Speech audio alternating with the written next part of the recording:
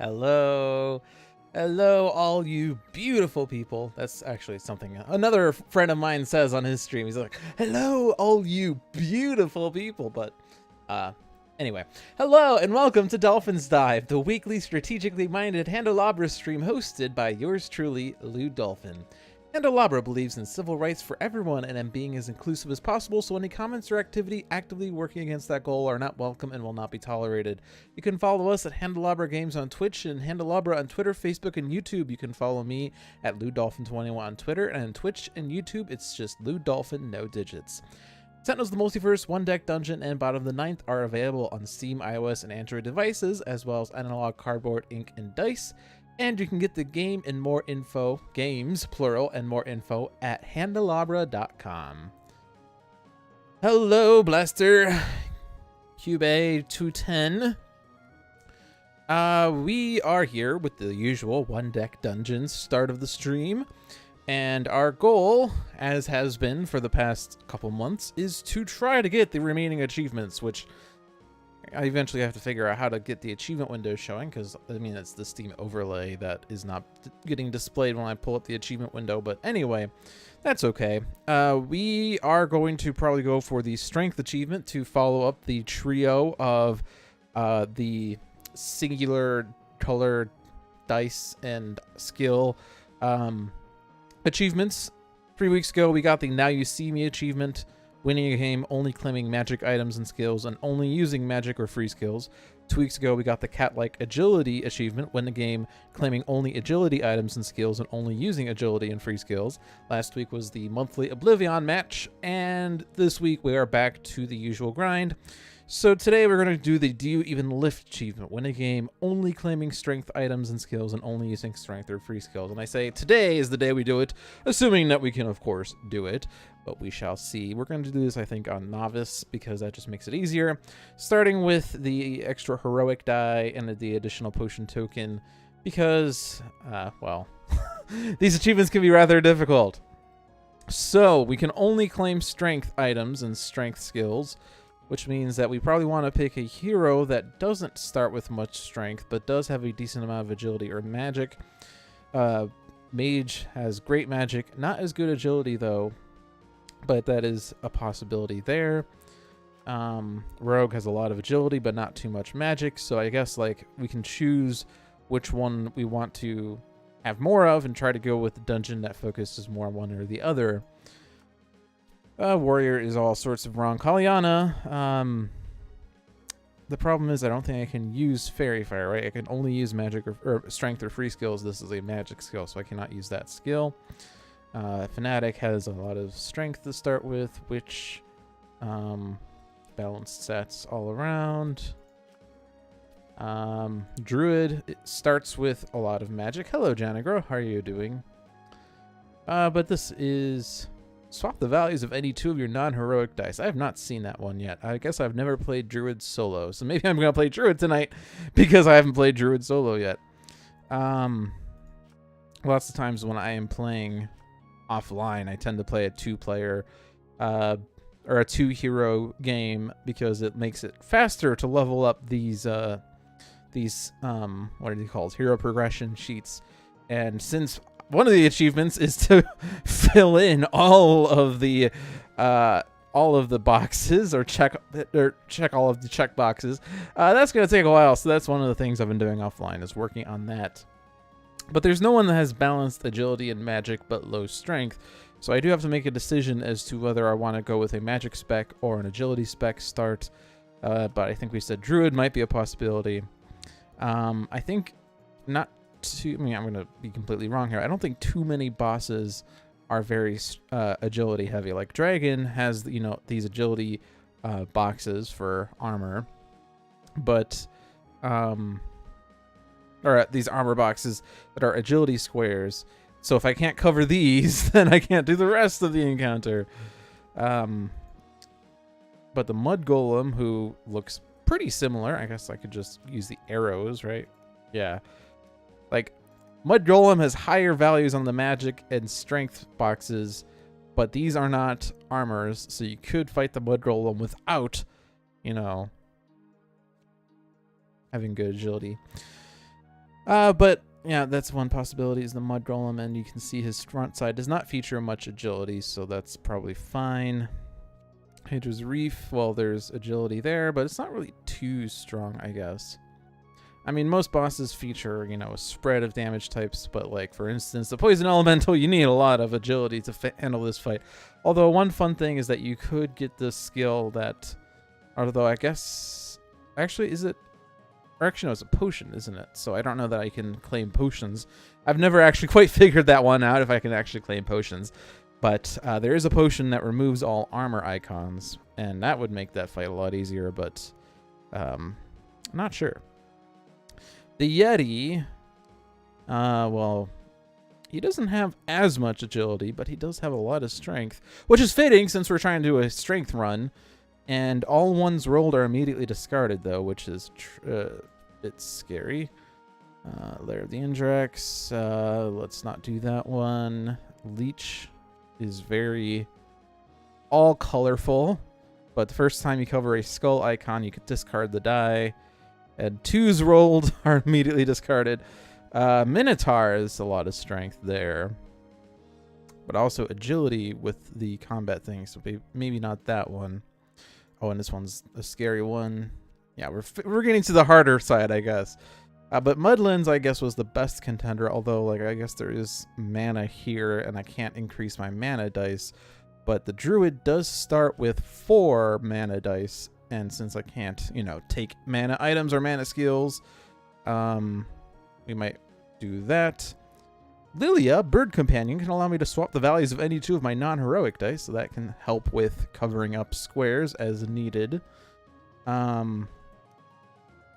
Although we do need to get strength pretty quickly, I guess, because we only have 1 strength die, but in combat encounters we have a 4 and a 5, although I guess the consequences are mostly timed, so maybe it's not too big of a deal. I mean, and there are some agility things going on here, but let's see. So Druid, what do we have going on here? The only focus we have is healing. So we'll start the game with an extra potion in addition to Novice, starting with an additional potion. A basic skill, 1 extra health. We cannot have 1 extra skill or item. But when we use a potion, we heal 1 damage, and when we descend, we can heal 1 damage. So damage isn't too big of a deal, as tends to be when I've focused on healing for all my characters. So I guess we're going to do Mudlands with Druid, and do I want to do Hybrid or Forest for this? If I knew the deck compositions better. I mean, I kind of know what's in the Forest deck now, and I kind of know what's in the base game deck. What is it called, actually? The standard deck? Yeah, standard is the word. I kind of know what's in each deck, but the composition of them, the hybrid deck, you put all of the standard cards that have a gate symbol on it, and the Forest of Shadows cards that have the leaf symbol on it together, and I don't really remember which cards have those symbols. Maybe I'll just stick with Forest, because if I fail, or no, actually no, if I succeed in a poison roll, I can heal the poison in a Forest game, but not in a hybrid game. Alright, so I cannot use magic or agility skills, but I can use strength skills or auto skills. So you can use True Strike for 4 of any type, Ingenuity to increase 1 of my dice by 1 in peril encounters, Double Strike to gain 2 strength 3s, I guess is the word to say it. Inventiveness, if choosing a peril would cost more than 1 time, reduce it to 1 time. And I think that was it. So I think True Strike is probably the best, because generally this will give me a heroic 4, which can help at the expense of 1 strength die. But since I will have oodles of strength eventually, this will be good. The auto skills are only really peril based, which is tragic. I like Aid the most. Yeah, we'll just stick with Aid there. So Druid in the Mudlands, getting only strength items and skills. And we are, so every time we gain an item as loot, we will spend time. But unless it's strength, we're not really going to go for it. So what's the first one? The Rope Bridge gives me a strength item, which is good. And bolster will cost 2 time, but we can do that easily. Sprint across will be very challenging. We do have the heroic die, so we'll be rolling 3 dice for this, but I'll have to roll a 4 and a 5-5 or a 6-4, which is pretty difficult, but bolster should be doable. So let's just bolster it. The alternative is to flee and come back, but bolstering would basically equal out in terms of time spent in the end. But this wins, and I cannot claim that skill because it's not a strength skill, but I can claim the item because it's a strength item, and we have to get all of the strengths. Oh boy. I don't know the names yet. It's the Wisp. I know what it is based on its appearance. It has all the magic squares, but we do have 4 mana dice. So maybe we can do this. I mean, it's not really, like, the consequences are 3 damage, 6 poison, and 9 time, but we will most likely be able to get rid of most of them, so let's just go ahead and do it. We do have the heroic feat, which I didn't use last time because we didn't have the ability to. Hello, Darren2500. You saw Detective Pikachu today. Oh, yeah, that did come out recently, didn't it? I've not been following up on movies lately. We could spend 1 time to roll 1 strength or 1 agility, or we can spend 3 time to roll 2 strength or 2 agility. So I guess transformation also makes it so I don't really have to worry about the agility aspect too much. And since we are short in agility, we probably want to go with the agility here, and I don't think it's worth spending 3 time for that. Since all of these squares feature at least 1 time of consequence, I think it's probably worth doing this. Get a 5, so that will cover something. And then we have an agility 2, which won't cover something. We can swap values of non-heroic dice, and we can true strike to get a 4 of any type, which this 3 is not going to be able to cover anything. I can put the 4 on the strength square. I can cover some of the agility squares. I'm going to ignore time times the lowest priority, I'd say. But let's see. I can true strike for a 4. I can also convert this to a heroic, but I don't think that's really going to do it. Now let's get the 4, and it doesn't matter if it's heroic or not. Hello, Garlic Roast. How are you doing? Let's put this on the magic square, and then if I swap those 2, then I can cover this. So I'll take a poison, but there's not really a good way to avoid that without also getting a poison, so that will do. How's my dungeon run going? Well, this is the achievement stream where we're trying to get these strength items, or rather the Do You Even Lift achievement, where you win a game only claiming strength items and skills and only using strength or free skills. So I cannot claim this item because it's not a strength item. And I'm still not sure if I can actually claim potions. I've been meaning to look that up for like the past month, whether these achievements require, or like if these prohibit potion acquisition. But the armor potion isn't going to be useful against the mud golem anyway, so I'm just going to take the experience. Because experience will level me up, and eventually I'll get to level 4, which will give me the extra heroic die. Poison Cloud, which gives me an agility item, a magic skill, so I can't claim either of those. So I'd only be doing this to get the experience. So contain would be trivial. Crawl under for, I guess we do have transformation, which I forgot about the last time. But this is difficult with 3 dice because I have to get a 4 and 2 6s. If I use transformation, I'll spend a time, but it doesn't really guarantee I'll be able to do it. So I'm just going to contain it. It's only 1 time, so it's worth doing it now. And we have lots of 4s. We had 4 4s. And the experience.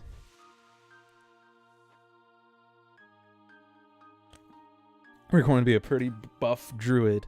Very strong. Alright. So, before the encounter, convert 1 poison on a hero to the heart.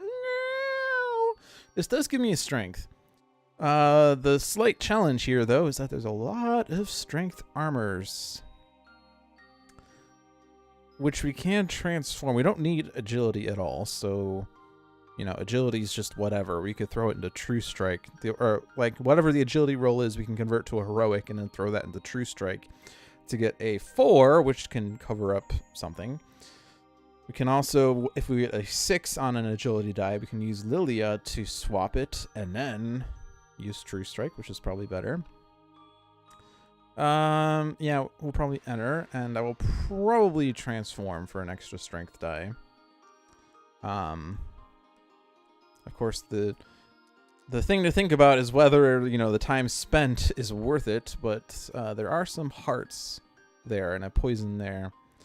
But certainly if I rolled that just to be able to cover the 4, that's not too good. We did get a 6, though, which is good. Ooh, very good agility numbers here. Kind of worth just converting to a heroic directly. We do have a mana 6, which will cover that square, and we can cover the armor. It's probably better just to use this strength 1 since I can't use it anywhere into True Strike. I mean, I could swap, but I guess that won't really work too well. I mean, I guess like I'm swapping for strength, really, but we have to cover the armors.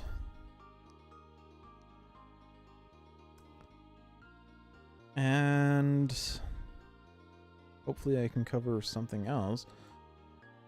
I mean, we do... Actually, no, we're good, because we have enough dice to just heroic this.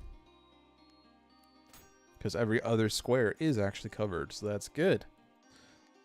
And transformation did come in handy, after all.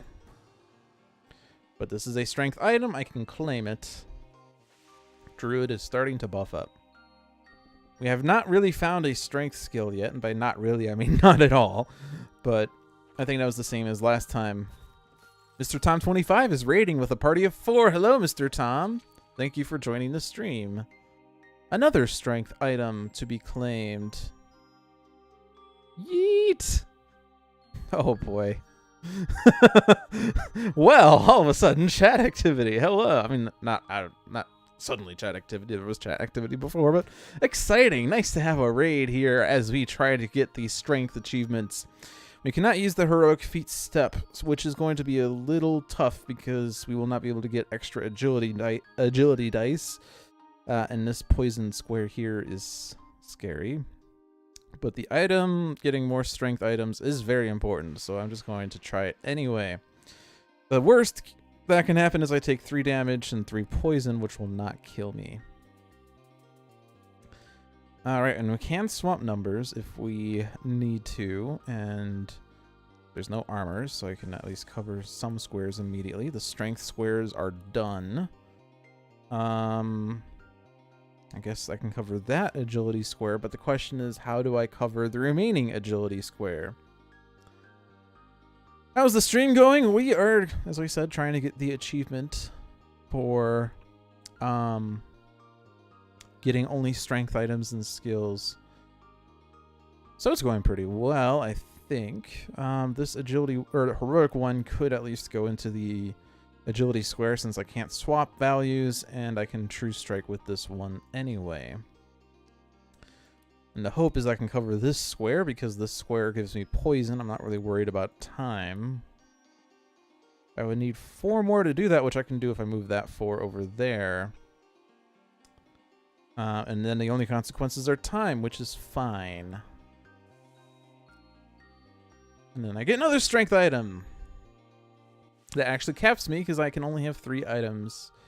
So if I find more strength items, it's going to be a bit tragic. We saw this guy before, the Trickster, who's actually providing me a strength skill. And this is a decent one because I can put my worst strength die into this to roll another strength die. So I could, it's basically a re-roll effect without explicitly saying re-roll, which does matter. And I can increase a die by 1, so I can use this to increase dice. So improve my worst strength die and increase the die by 1, and you can use it in perils, which is nice. And last time I think we fought this, we had like 2 strength dice or something, or maybe it was 3. Yeah, because I think it was just 2 fights ago, literally 2 fights ago, because we used the heroic feat that I'm going to use again right now. And once again, I got a 6.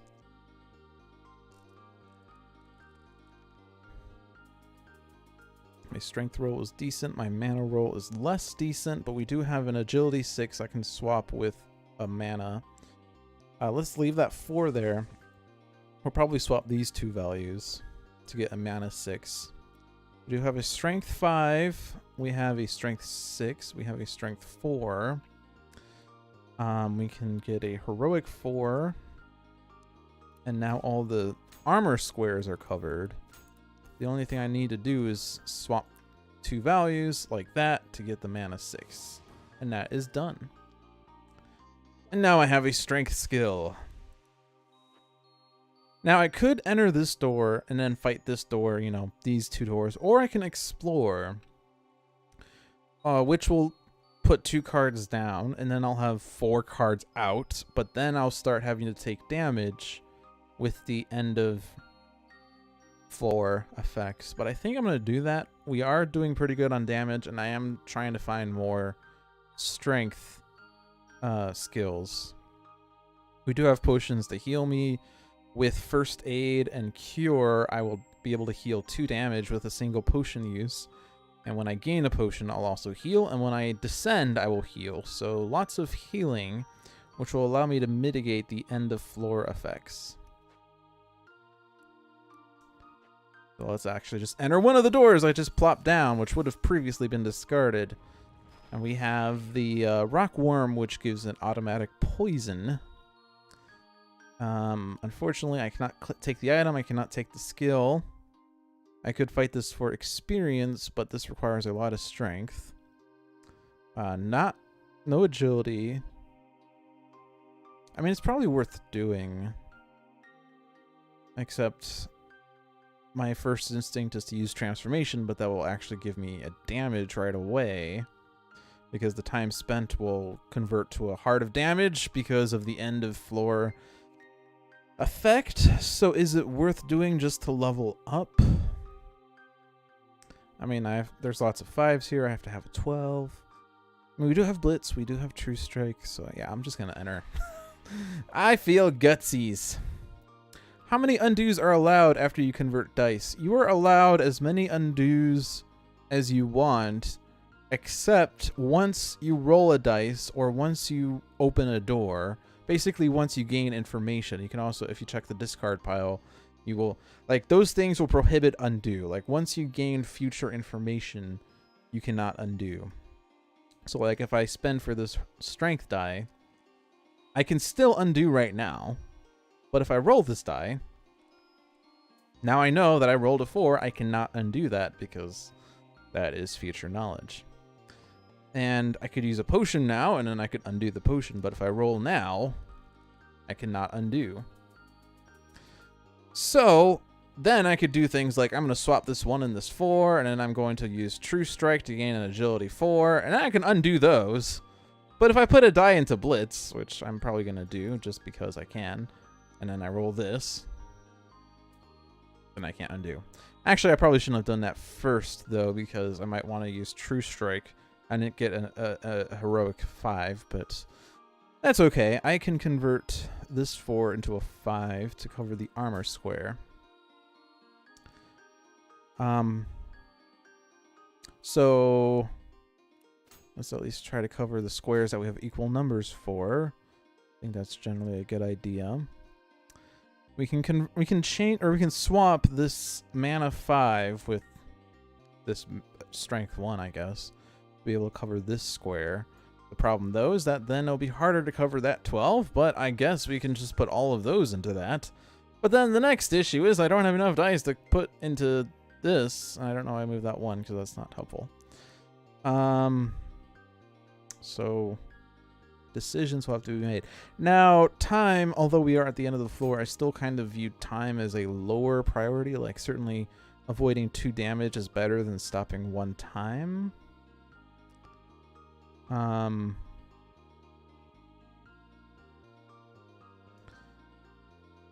Stopping 2 damage would be better than stopping 3 time, because 3 time would turn into 1 damage. So 2 damage is better than, or 1 damage is better than 2 damage in that regard.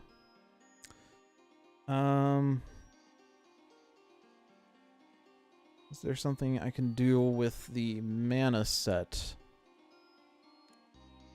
Because obviously there's dice here that I could try to utilize. Like if I can put that heroic 6 there, but then I still have to put 6 in here, which is hard. I could put like the mana dice into there, I suppose. But then it's still sort of awkward. I mean, I guess I now have the ability to cover this 4. I can actually swap dice to cover that 4. Is there an alternative? We do have this 5, but it's covering a poison, so I want to actually leave that there. I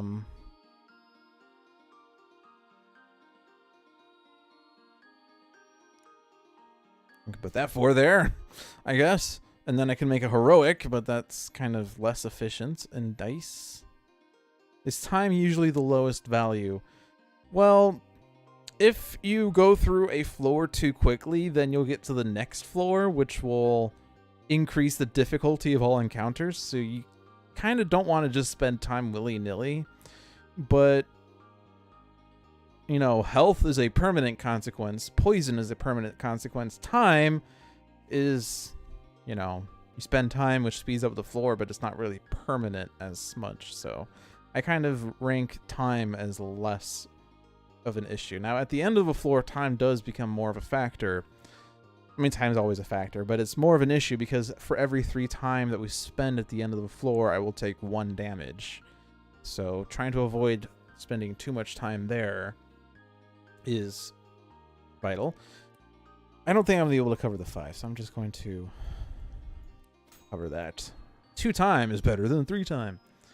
Okay, cannot take the item, cannot take the skill. I'll take the experience, which will level me up, which will also heal me. 1 poison, I think we can survive. All I have to do is roll a 2 or greater, which is very likely. I'm going to stay on the floor, because when I descend, I will heal 1. But now I can have 5 items and 4 skills. And now let's pay attention, because I screwed up the last 2 times. Last 2 achievements I screwed up. I can only claim strength items and skills. This is an auto skill, which I think technically means it's not a strength skill, so I cannot claim it. Even though it would be a very nice skill to have. I can use auto skills, but I don't know that I can claim auto skills. Or free skills, technically. So I would be doing this just for experience.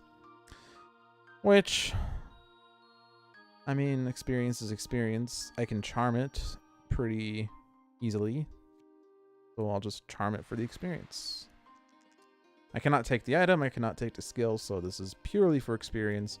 And we had a good enough roll to be able to do that.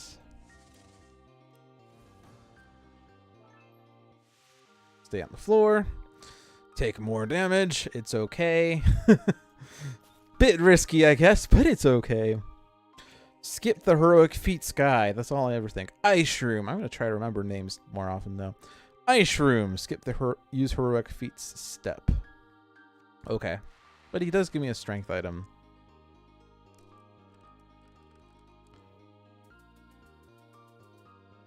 So we have a 4, we have a 5. I do not have a mana 6, but I do have a mana 4.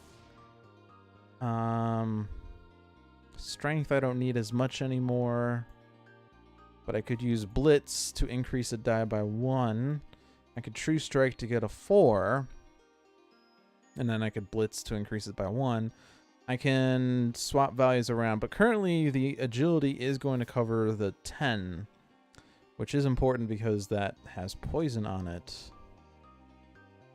But if I do that, then I lose the ability to cover the mana 6. Unless I use potions, which, I mean, we do have a lot of damage now, so it is probably worth using potions to increase dice. So if I use True Strike to gain a heroic 4, and I blitz to roll for whatever reason and increase the die by 1, I can increase the heroic 4 by 1. And then I could use aid to increase that die by 1. I could also magically roll a strength 6, which then I could just swap and use directly, which could be useful. So let's start with that to make a decision here. Okay. Oh, shit. Actually, I did that in the wrong order. I wanted to get the heroic 5. No. What options are there for removing poison? Poison, so... So it says somewhere. Actually, where would it be? It would be somewhere in the game turn. Yeah, when you explore, or should say over here. Forest of Shadows. After exploring, the party must attempt to resist poison if they have any poison tokens. So whenever you explore, which is whenever you set doors down on the field, which always happens at the start of each floor, but happens elsewhere whenever you choose to explore. Whenever you explore and you have poison, you must roll to resist poison. And if you succeed, you remove a poison token. If you fail, you remove a poison token, but you take 2 damage. Unless you're playing a hybrid deck, if you succeed a poison roll, you do not remove the poison. So the default way to remove poison is explore and then roll a die, and if your die exceeds the number of poison tokens you have, then you remove a poison for free. If you don't succeed the poison roll, you take take 2 damage and you remove the poison token. If you use a potion, basically whenever you heal, ordinarily you would remove a heart. You can also choose to remove a poison token instead. So if you think that you're not going to succeed a poison roll because you've accumulated like 5 poison tokens, it might be more prudent to remove a poison token than to remove a heart token. But having 1 poison is okay, because there is a 5 out of 6 chance that I will succeed the poison roll at this point. All right. So I kind of screwed this up, but I can increase the 4 to a 5. And then I could swap it with Lilia, and then I can increase it by 1 with aid. So that wasn't what I had wanted to do, but we'll still get the job done. Now I do still want to get a 4, I think. Or actually we do have a 4, but we don't... Or no, we have a... Okay, no, wait. Yeah, we're good. So we have those. And I can aid to increase 2 dice, which I only need the 1. And you see here, I have the choice between healing a damage or healing a poison. So I'll just heal the poison, or sorry, heal the damage. My healing focus also lets me heal when I use a potion. So it's a double healing effect in addition to the cure potion, which says whenever you use a potion token or gain a potion token, you can heal 1 damage. All right, so that does it. It stops the heart, stops the time. Pretty useful. End the encounter. Claim the strength item. Unfortunately, this spends time, but I'm still gonna stay on this floor. Because I want to maximize my strength skill potentials. Which, unfortunately, this is not a strength skill. It is a strength item, which will spend time. Unfortunately, well, I guess, yeah, it's rather unfortunate. Add 2 times the consequences for each heroic die on this card, so we have to be very careful. True Strike, we need to be careful that we use it for a color that we need and not necessarily for heroic. Blitz, you know, we will probably need to utilize that. Any heroics we have should go towards 4, 5, or skills. But I'm definitely going to do this. Now, in order to have 3 agility dice, I need to transform. If I spend 3 time, though, I take a damage, which is... It defeats the purpose of even doing that. So I'm going to roll the agility.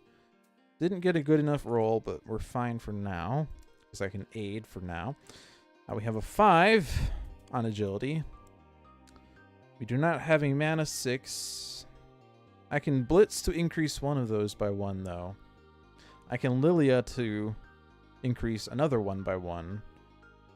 But I can't have a 4, 5, and 6 too effectively. We also have that armor, of course, but let's worry about the other things for now. This heroic, as we said, we're probably going to throw into a skill.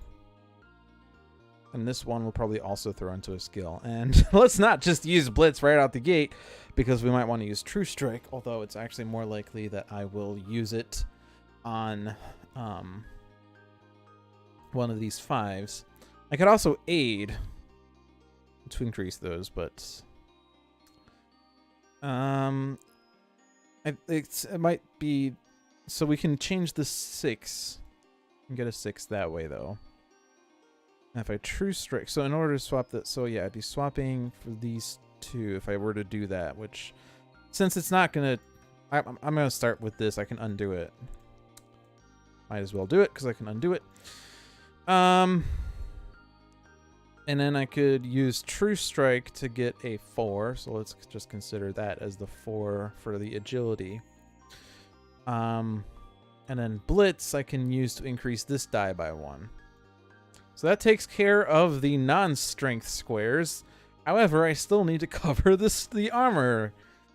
And I don't have to worry about this 4 per se, but if I do fail to cover both of those, it's bad. Now, these squares we have right now, I can cover with that.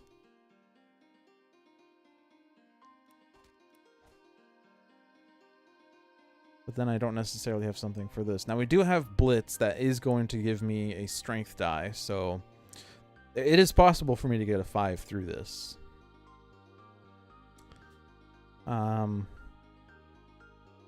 Let's use True Strike first for no real reason.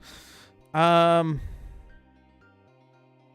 then I think that's, yeah, I think we're down to the point where I'm going to have to Blitz. So we will Blitz.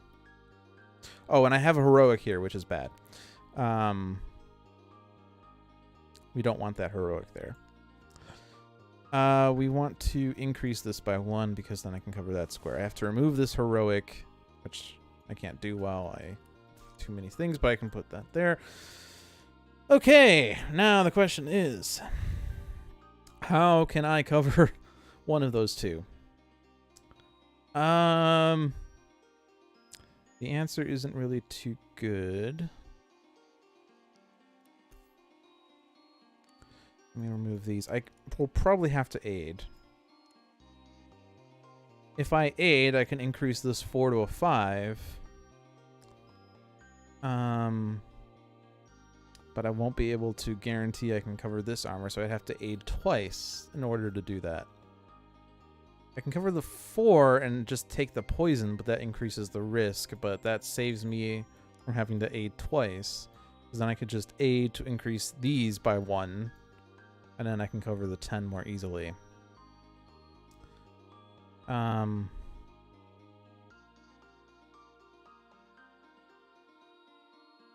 Not being able to use this heroic die is tragic, because it kind of killed things a bit. Because I mean, I could just take 2 time of consequences, but I want to avoid that. So let's do this for now. Let's heal the damage, because I think it's still better than healing the poison. Even though I'll be at 2 poison, it's still more likely for me to succeed the first poison roll.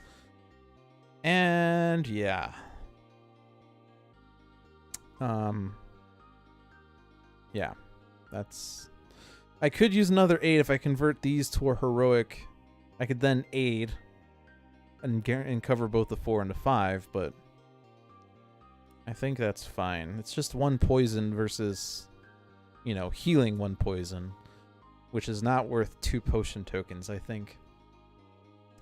Like, if worse comes to worst and I fail the next poison roll, then I will just... All right, and we're also going to heal when I descend, and that should remove the poison for me, so that's fine, actually. All of this just to... Oh, actually, no, I'm going to spend 1 time. Never mind. So much for that, because I'm definitely going to take that item. So much for that. Oh, well. Why do I have 2 damage now? I'm confused.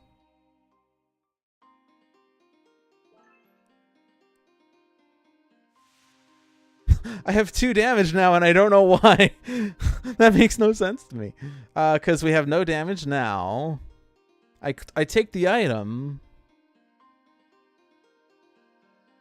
That's not, that heart is not supposed to be a damage thing. I mean, I'm spending time because I'm claiming an item as loot, which certainly adds to this, which translates to 1 damage here. But why do I have that damage now? Where'd that come from? Oh, well. That makes no sense to me. But okay. I'm going to say it's a bug because it doesn't make sense to me.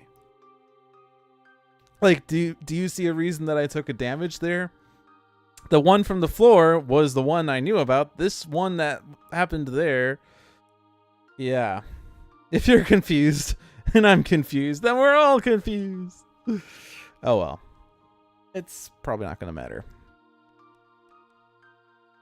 Alright, we succeeded. We removed a poison. You're new to this game. Well, that's fine. Dire Boar. Hey, we have another strength item, but I'm at my item limit, so I can't claim it. Dice may not be re-rolled or increased, which is why this says spend a strength to gain a strength is important. Because it's not technically a re-roll. It's a new roll. But I can't really claim it, but I can, like, replace... Well... Actually, I would rather take the 3 experience than the 2. There's no reason to replace the 2 or something. So this would be for 3 experience. 3 agility squares, 5 strength squares, but we're very healthy on strength. A single mana square for armor. Yeah, let's go ahead and enter it. And I'm gonna use the heroic feat to get an agility, just to be safe. I cannot increase dice, though, so aid is useless, and blitz I can use to roll a strength die, but I cannot increase a die with it. So, if I don't roll enough numbers, then things get bad. For instance, we don't have any agility 5s, and we have 2 6s. Well, let's throw one of the strengths into blitz, since we can't increase. Alright, spent a 1, gained a 1. Wonderful. Let's True Strike. No reason for that to not be a heroic 4. Or I guess technically it could matter for Liliana's purposes, but I mean, why would I swap this heroic 4 into another color? I guess to make colors. I don't know. I can at least use that heroic 4 into the armor slot. I can put that 4 into an armor slot. I can use this 3 in the armor slot. And now all the other colors, or all the other squares we can start. You clipped the bug. So, what I should do is notify Handelabra that that there's a bug with the game, because they like bug reporting. This 3 can only be put on that square. I don't know why I moved the 6 over here. That's not helpful.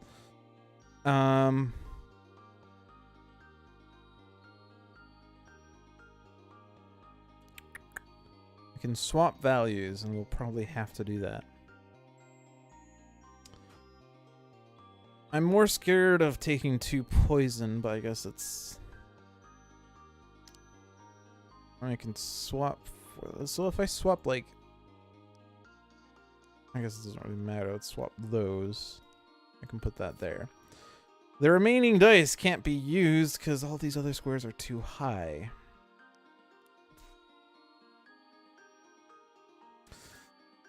Which is annoying, but everything else, I mean that 3's already covered. These are armor slots, and oh, I can actually put that mana there.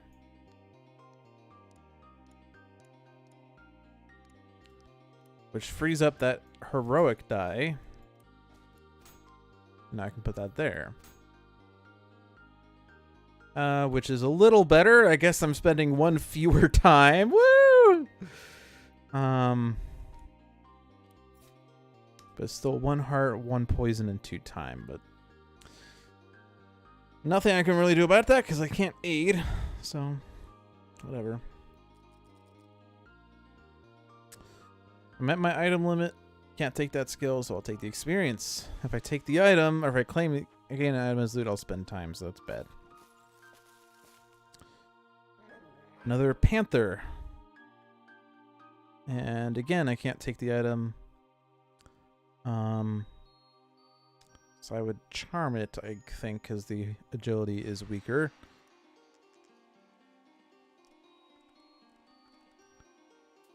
And that's not a good roll. I can cover the 9. I can't cover the 5. I would need to... So, like, if I were to, like, do that, for instance, I would need to aid twice, which I don't think is worth it.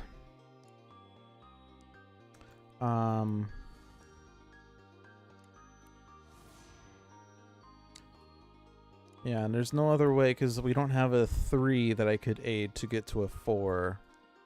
So, like, trying to put that 5 there for perfect number purposes wouldn't be too nice because I don't have other means of getting a 4. So I think this is the best that I can do without aiding twice.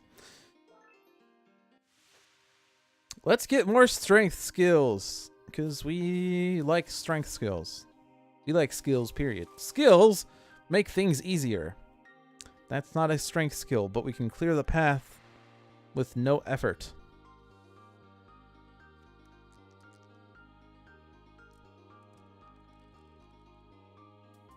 He says no effort, and then he proceeds to roll 1s and 2s, but we had Blitz, so it wasn't really a big deal. But I can do that. I can not claim either of those, but I can take the experience. We might level up to level 4 in this next fight, which will heal me and give me another heroic die. The rope bridge, which is useless. Again, no, it's not a strength item. Not sure about potions. And this is not even strength on either value, but I'm gonna bolster it.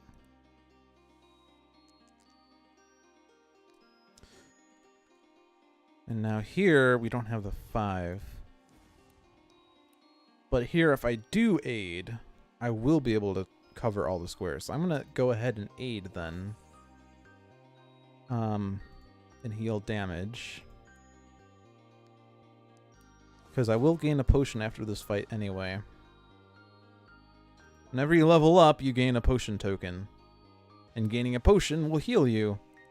And apparently that damage isn't even there because the game just automatically removed the potion. So actually, let's go to the menu. Let's quit the game, and then let's continue the game. Okay. That damage wasn't actually there. It was a visual bug, not a gameplay bug. That damage was not actually there. Okay. Cool. Visual bugs are better than gameplay bugs because they don't do anything except confuse you, which it did, so... And now I don't even have poison, so we're at full health. Full health, level 4. Things are going pretty well. Moss Golem. We fought this guy before, but here is a strength item. And it's a pretty good strength item. Spend 2 strength to gain a strength 6, agility 4, and mana 4.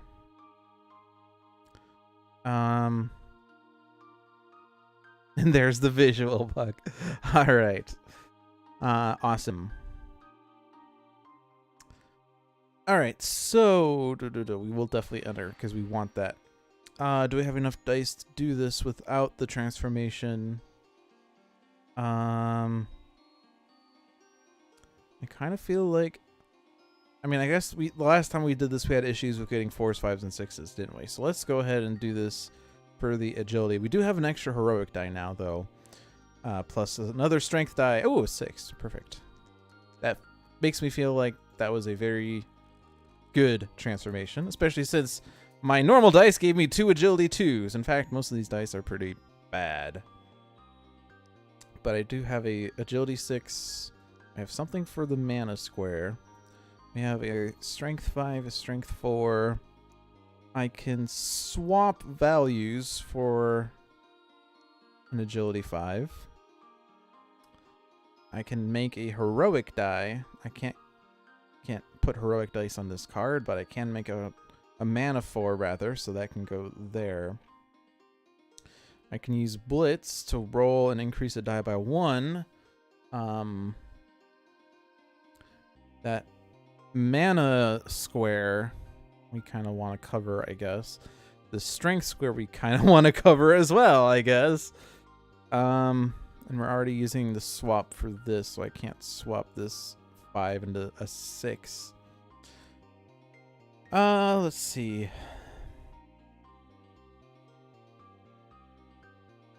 And then this isn't enough to cover this square yet. But this 3, I can't... So, like, it's tempting to want to put a strength die into there, but this 3 can't be used for anything unless it goes into the 10. Or I increase it with Blitz into a 4, but then that doesn't... I guess that means I can move this 4 somewhere if I Blitz that up. I can put... So... When it says add 2 times the consequences for each heroic die on this card, the reason it says on this card, and I'm only thinking about the things on this is actually the physical card. So for those of you that have never played One Deck Dungeon before, this is actually what the physical card looks like. The reason that the game is called One Deck Dungeon, by the way, is that the game is literally one deck plus a bunch of dice. The dungeon consists of a deck of cards. And the encounter fills up the middle square. This is a picture of the Moss Golem. This is his special rule. And these are the squares you have to cover. The things you see on the right side are the dungeon challenge boxes. These are the encounter challenge boxes. These are the dungeon challenge boxes. And these do not count for thick armor, because when it says add 2 times the consequences for each heroic die on this card, it means only the ones you would place over here. So I can put heroic die on this side of the board, but not this side, unless I want to add 2 times the consequences. Now, since I have the physical card up, I can point out that all these other things you see here reflect the spoils for the fight. So the item is the leftmost slot, the skill is the bottom, and the experience is the upper right. And that's why when you expand this out to see all the items that you have, you know, the reason that it looks like this, 1 strength, 1 strength, 1 strength, 1 strength, 1 strength, 1 heart, is because it's basically as if in the physical game you could claim this item as loot or as the spoil. You would use this left side of the card, basically covering everything except the leftmost part on your stats, and it would look only like this to you when all is said and done. As for the skills are in the bottom. You would actually cover up all but the bottommost part, and you would then have the skill, which is represented by these things over here. And then the experience, you would also cover up only the all but the topmost part, and then that would be your experience. So that's how this game works physically. All right, so let's see what we're going to do. We were going to consider using Blitz to increase this by 1. We've grabbed a lot of sword icons because those are strength items, and that's what allows me to boost up my strength. I can only claim strength items for the achievement that I'm going for. So this is a very atypical game, since I've been making decisions based solely on, is it a strength item? Is it a strength skill? If not, I don't care.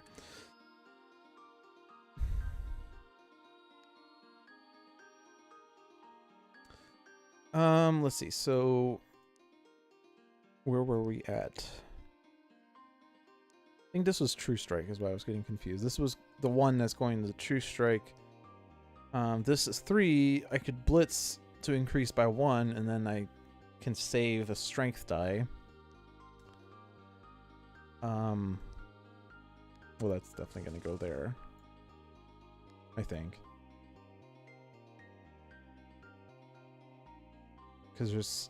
Unless I can aid twice, I'm not going to be able to cover this 6. Unless I blitz and get a 6, but we were already going to do the swap on the agility part. So, and then all the other things other than this 2 that goes there. So the strength is good. So I can start covering squares. So let's see what blitz gives me then. Gives me a 4. Which I can use on that slot. But I don't really think there's anything I can do. Swap these 2 around. And then agility 4. And then I have only that 6, but I can't cover it unless I aid twice. So, end encounter. And I definitely want this skill because it's a strength skill. It's the second strength skill we found. I could have actually gone into that or explored over there. Too late now. Because the undo button is blocked. But I could have explored there to save this card, but I didn't do it. So I think struggle free is the answer, even though I can't claim the item or the skill, but with all the strength that I've built up, it's kind of a non-issue. Plus my 2 heroics. And I don't really have to think at all about this because we already have it covered. Experience. So now I'm at level 4. Level 4 is actually the max level. If I level up, I actually gain a potion token, so that's a reason to level up still.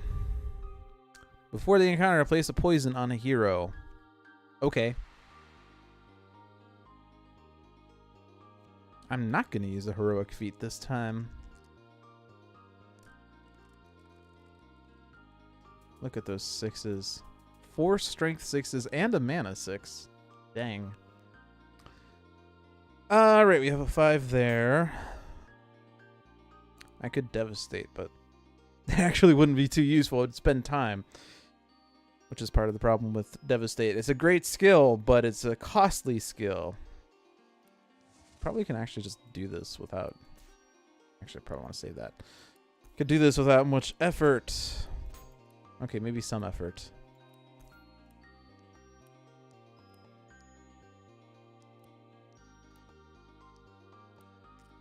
But I can use heroics on this with no penalty, so we will do that. And then take the experience. Look at that! I leveled up! So I actually have a choice whether I want to keep the cards. Actually, I do want to convert. Because... well... it gives me more cards on the next floor, which is, I think, a little more important. Still trying to get more strength skills now. Like, we can't level up anymore, but we can still try to get strength skills. Can't take either of these items or skills, but I guess I'll take the experience. I could actually use transformation once. It is the end of the floor, but with the strength that I have now, it's not a big deal. Alright, that's the end of the floor. We are now on floor 3. So now the rule on floor 3, Rotten Depths. If an encounter's consequences include poison, add 2 time to them. So, be careful.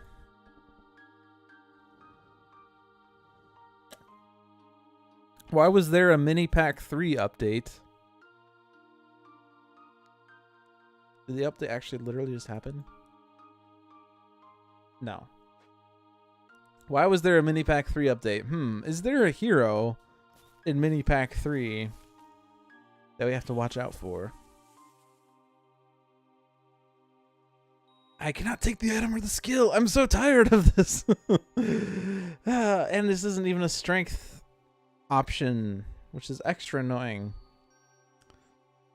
Because the only choice I have is mana. I'm just gonna flee. I don't want to fight it. At this time, I might as well basically go straight to the boss. Razor Bark gives me a strength item, but before the encounter, you exile a heroic die and a strength die, which is actually bad. You only have 8 strength dice. If you exile a die, it's removed from the game. I'd be down to 7 strength dice, which for the druid is, well, I mean, not the druid, but for the strength game I have going on is pretty bad. I'm just going to flee from this one as well. I will fight it if I don't really have any other option, though, because an extra strength die isn't too bad. Not a strength item or skill. Add poison to consequences for each 5 die on this card. Yeah, I'll fight this one. A little more worried about agility. Nope, didn't want to do that option now.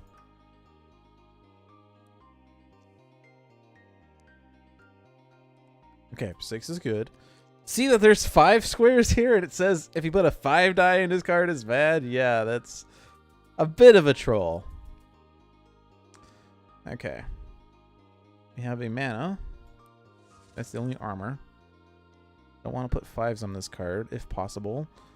6, 6.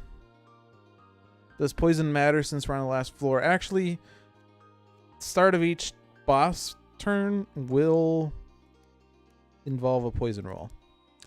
Boss fight, yeah. Forest of Shadows. At the start of each round, the party must attempt to resist poison if they have any poison tokens. So yeah, at the start of each boss fight, you will have to roll to resist poison. So, if you don't know how the game works, after floor 3, you fight the boss, and the boss is on the reverse side of the dungeon card. This is the fight we've been leading towards this entire time, the Mud Golem. And the object of this fight is a prolonged fight. It will take several rounds. We want to do 12 damage to him over the course of those rounds. And these skull icons on the squares, the consequence, or rather it's not a consequence. If you cover the square, you do the skull damage. So like if I cover these 22s and this 5 and these 6s, then I will do 1, 2, 3, 4, 5, 6, 7, 8, 9 damage to the Mud Golem. So ideally, I will cover all the squares, deal 9 damage to the Mud Golem, cover all the squares again, deal 9 damage to the Mud Golem. He'll be at 18 out of 12. He dies. But certainly this will be a bit more challenging because I only have strength items. So, you know, there's the usual heart consequences here. There's actually no poison in this fight, but other bosses can have poison as well. So if you don't cover the square, you'll take poison, and that will, you know, do its thing. Alright, I have a 3. I have 5s here, but that's bad. Well, I can cover those squares at least for now. Would like to cover the mana, but we don't have enough for that. And everything else is pretty poor. This might be a good time to devastate. This will give me an agility 4. The mana 4 won't do a good enough job there, although I could put the heroic into that, and then it will work. And then I'll have a strength 6 that I can use to cover that 4. Yeah, I think that's actually worth it, because even though I'll spend time, I'll be able to do all those things, and then I can blitz, and no matter what this number is, I can increase this by 1 to cover the 3. And now we have no 5s on this card. But all that just to take the experience. I'm not going to convert the experience. I think I can wait on that. Or I guess well, whenever I gain experience, I guess I have to make the decision. I guess I can't just arbitrarily do it whenever. No, not another one of these. Do you at least have a strength skill? No. This is super annoying now because, like, this fight doesn't do me much good. If I explore, I waste a lot of time. Well, whatever. Let's just explore. We're probably not going to get too many strength skills, though, but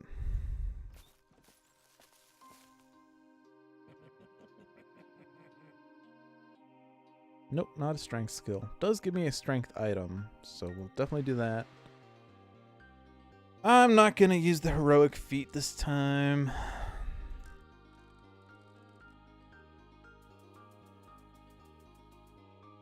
I do have a 5. I gotta cover the mana box though. Let's just get this to do that.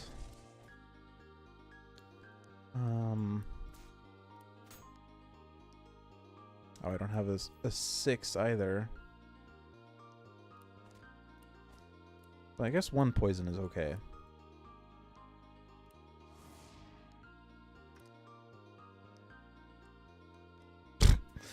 We'll do that.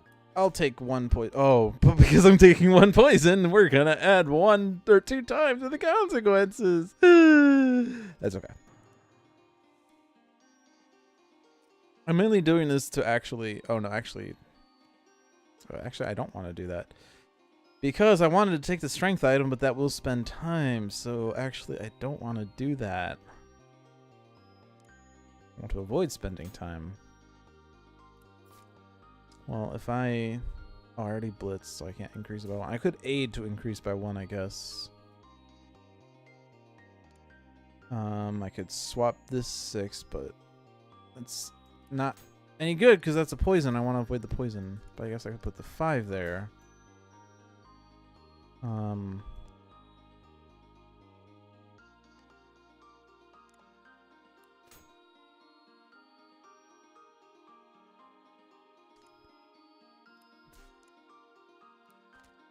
Yeah, all of those are kind of silly.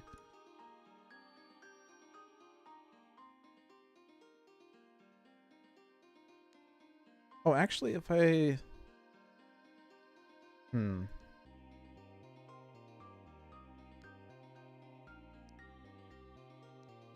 What was I going to do with the 6? I was going to try to cover this, but I can't really do that unless I swap a number, right? I could, like, swap these 2 to cover, like, these squares more effectively, but that's not going to do me any good.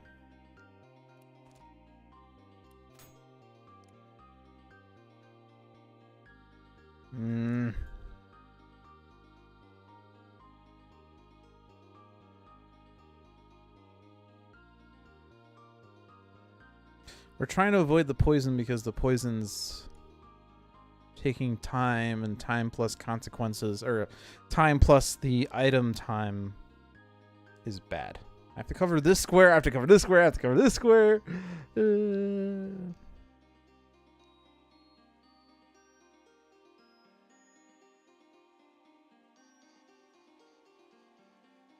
Would devastating help? I would spend 1 time. Yeah, if I can spend only 1 time, that would be fine.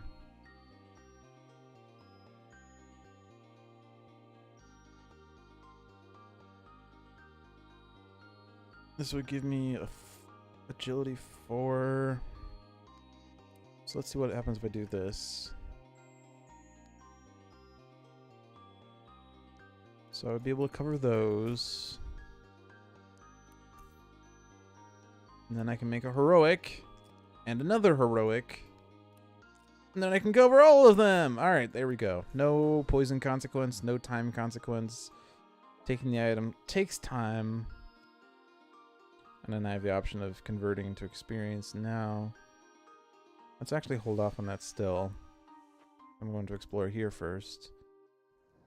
Because I'm basically only doing this to hope that I get something here. That's a strength skill.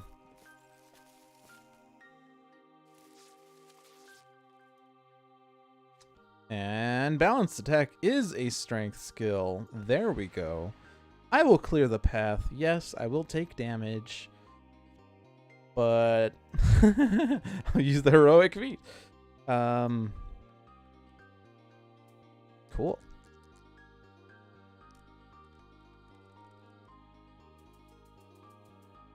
And then I have a 4, I have a 5, I have a 6, and then I have how many? 25? Is that enough? Alright, skill. Convert at this point for sure. Okay. these aren't going to do me any good. If I fight the Razorbark now, I would gain a strength item, but then I wouldn't be able to even use all the strength dice because I will not have enough strength dice in my pool. If I fight the Poison Cloud, then I will get experience, but that won't level me up. So I'm done here. We're descending. Now we have to fight the Mud Golem. And I have to exile 4 dice at the start of each round. This decision is actually much easier than it normally is because we're basically going to convert things that are not strength or heroics.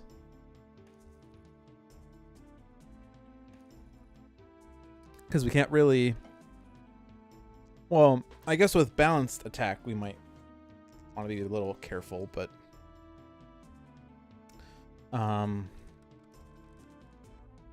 Oh, jeez, that is an awful mana roll. Awful!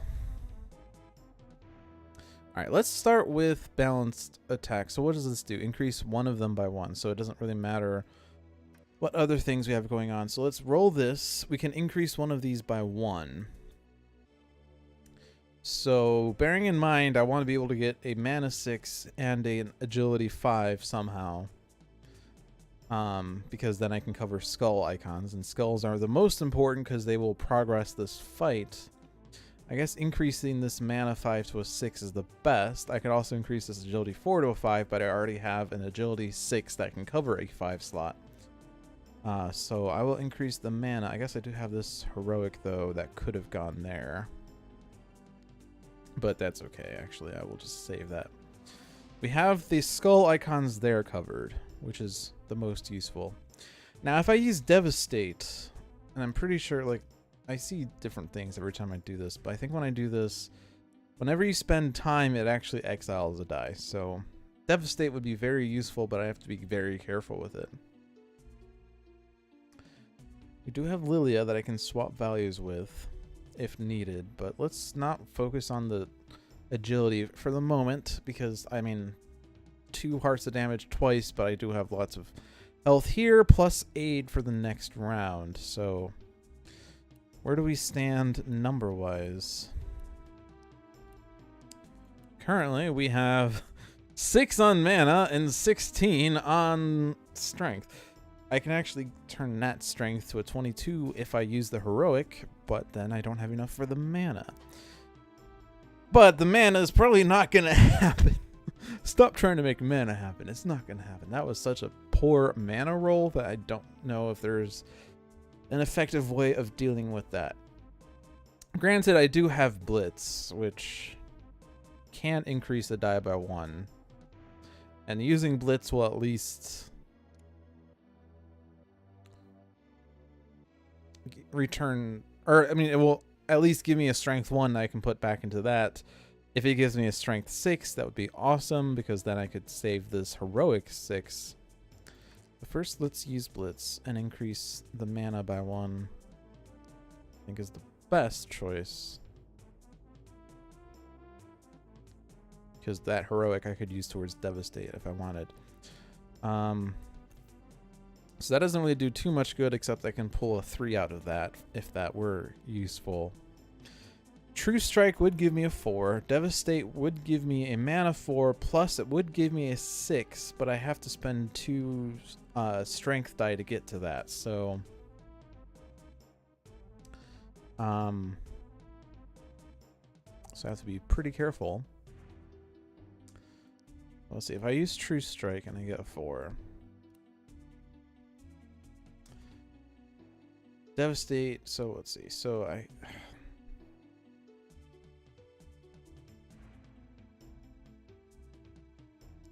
if I convert these, and I use this for Devastate, and then let's just like kill Agility or something, then I can save that heroic strength, but then I have a rogue 4 here, and that doesn't do me any good.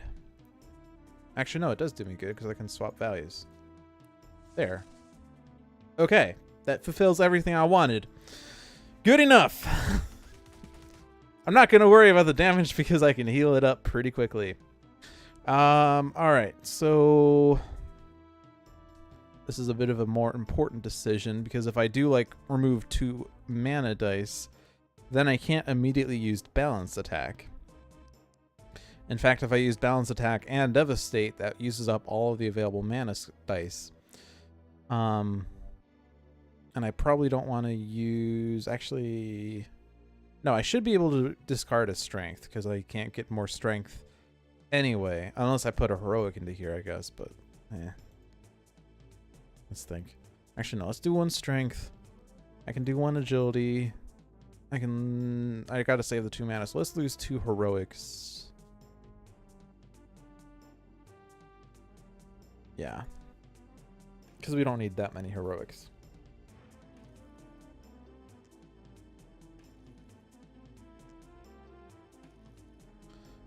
Famous last words. But yeah, ooh, 6s. Honey, half our dice are 6s. I don't know if I said honey. Honey, we rolled 6s. I think I was just channeling one of the poker players. I forget his name. But like there's just a poker clip of him from like the World Series of Poker 2003 or something where he's like, he slow rolled pocket aces, honey, or something. Like, he was so mad that he got beaten, but he didn't actually think logically about what it meant. All right, this is a sick roll.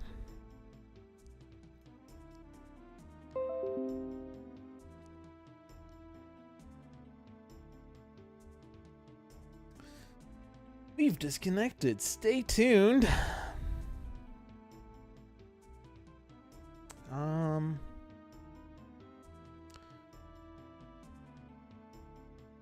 So is the issue that we do not have any internet? No, we do have internet. Like, we definitely have internet.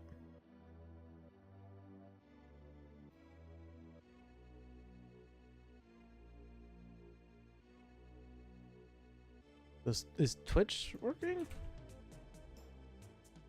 Twitch is working.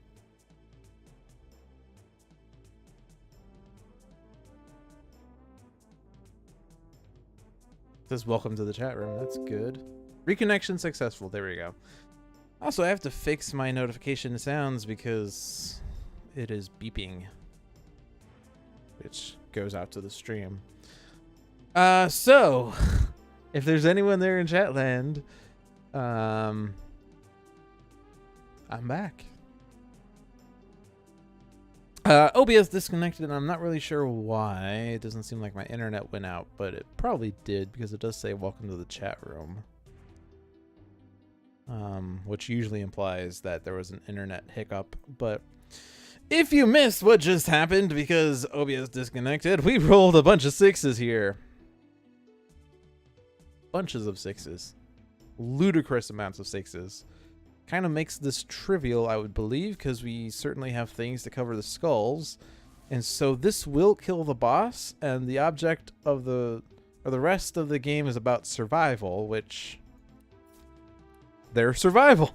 We survived the boss. But then there, of course, becomes the fun part, which is try to, you know, optimize your victory, I guess. Which that is just crazy how that works. I don't know if there's a better or worse way of doing that, but so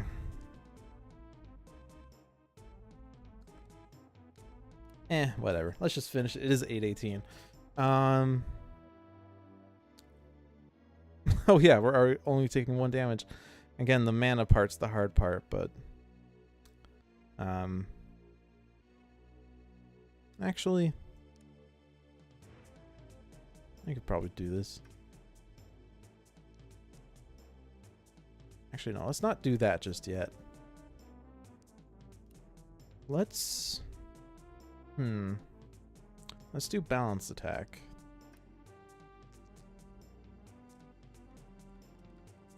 Increase one of these by 1, so increase the mana by 1. Beautiful.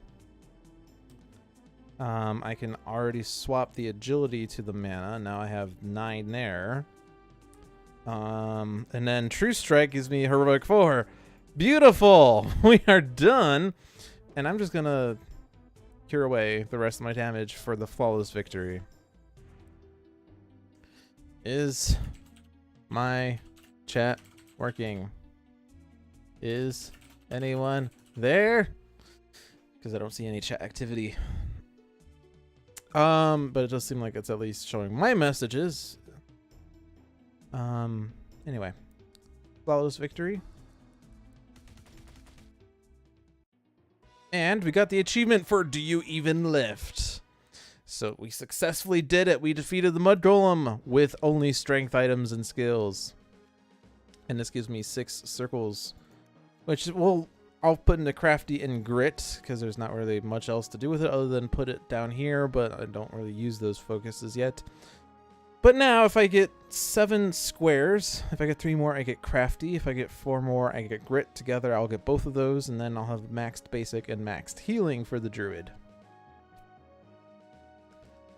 I'm going to refresh this window in case there's an issue. But it might just be that chat, or that there's no one there watching me. Oh, sad. Okay, so we successfully got the achievement for using only strength items and skills.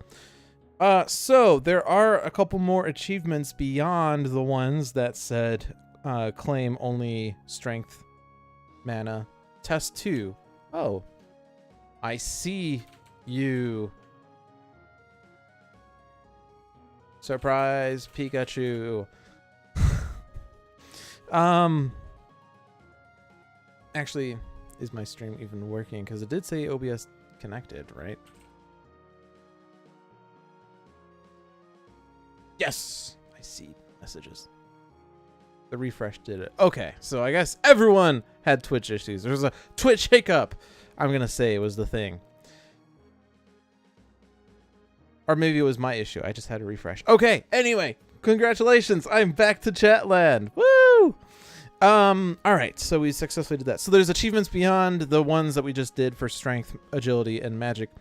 There's winning a game without claiming an item as loot, and there's winning a game without claiming a skill as loot.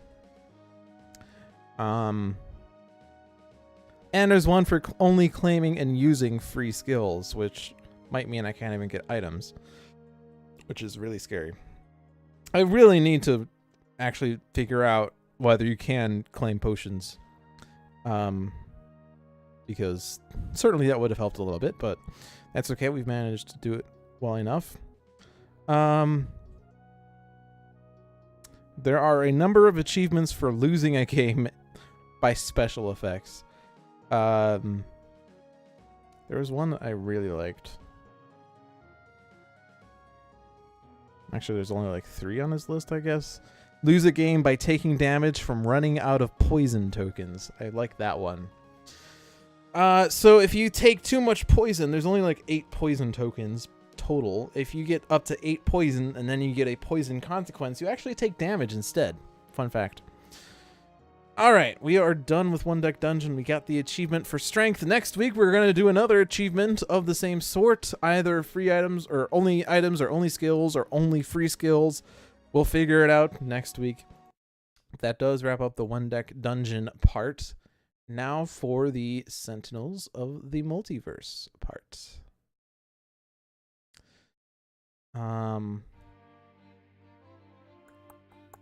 Which I want to change the game.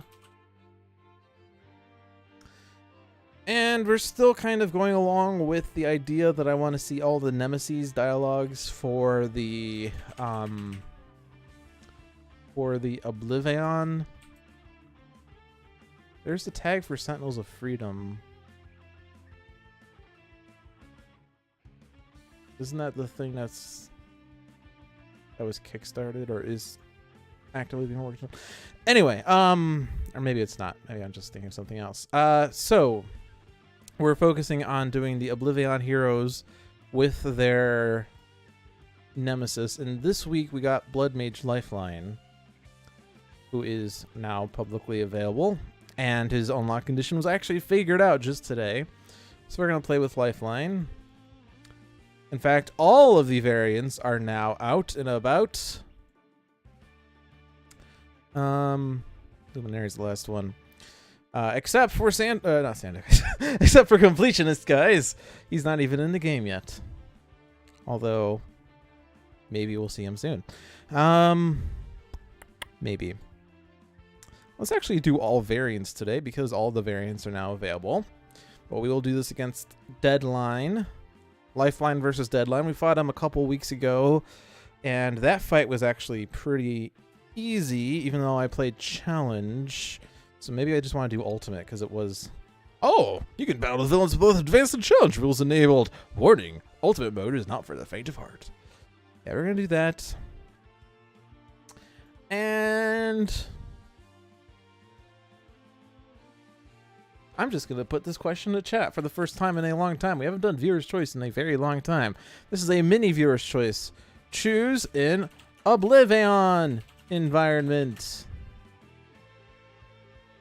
Which, if you don't know the Oblivion environments, they are the latter 5 now here. Champion Studios, Fort Adamant, Maerynian Refuge, Mordengrad, and Nexus of the Void. I have played in all 5 of them now. And I want to stick with these for the time being because I'm still trying to get familiar with these decks. Haven't had much time outside of stream to play these games, but the good news is that this is finals week. The bad news was this was finals week. The good news is this is finals week, and after this week, the semester's over, and I'll have a couple weeks off, and I'll be able to figure things out. Awesome. And then there's no one answering the question, or is there? I don't know. Chat is just weird. There are 2 stream announcements for Dolphin's Dive.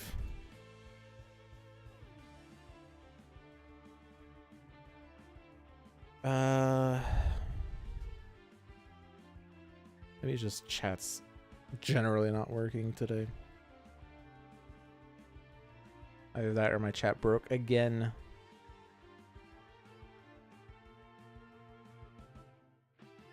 So much for this viewer's choice. The lack of viewers. Alright, well. I don't know what's going on, if it's a chat issue or if no one wants to choose an environment. I'm just gonna pick Maerynian Refuge. Alright! Ultimate Deadline versus Bloodmage Lifeline. Oh, someone said versus Ennead. Well, that's not an environment. Ultimate Deadline versus Bloodmage Lifeline, Curse of the Black Spot La Comodora, Spirit of the Void Akash'Thirya, Dark Watch the Harpy, and Heroic Luminary in Maerynian Refuge.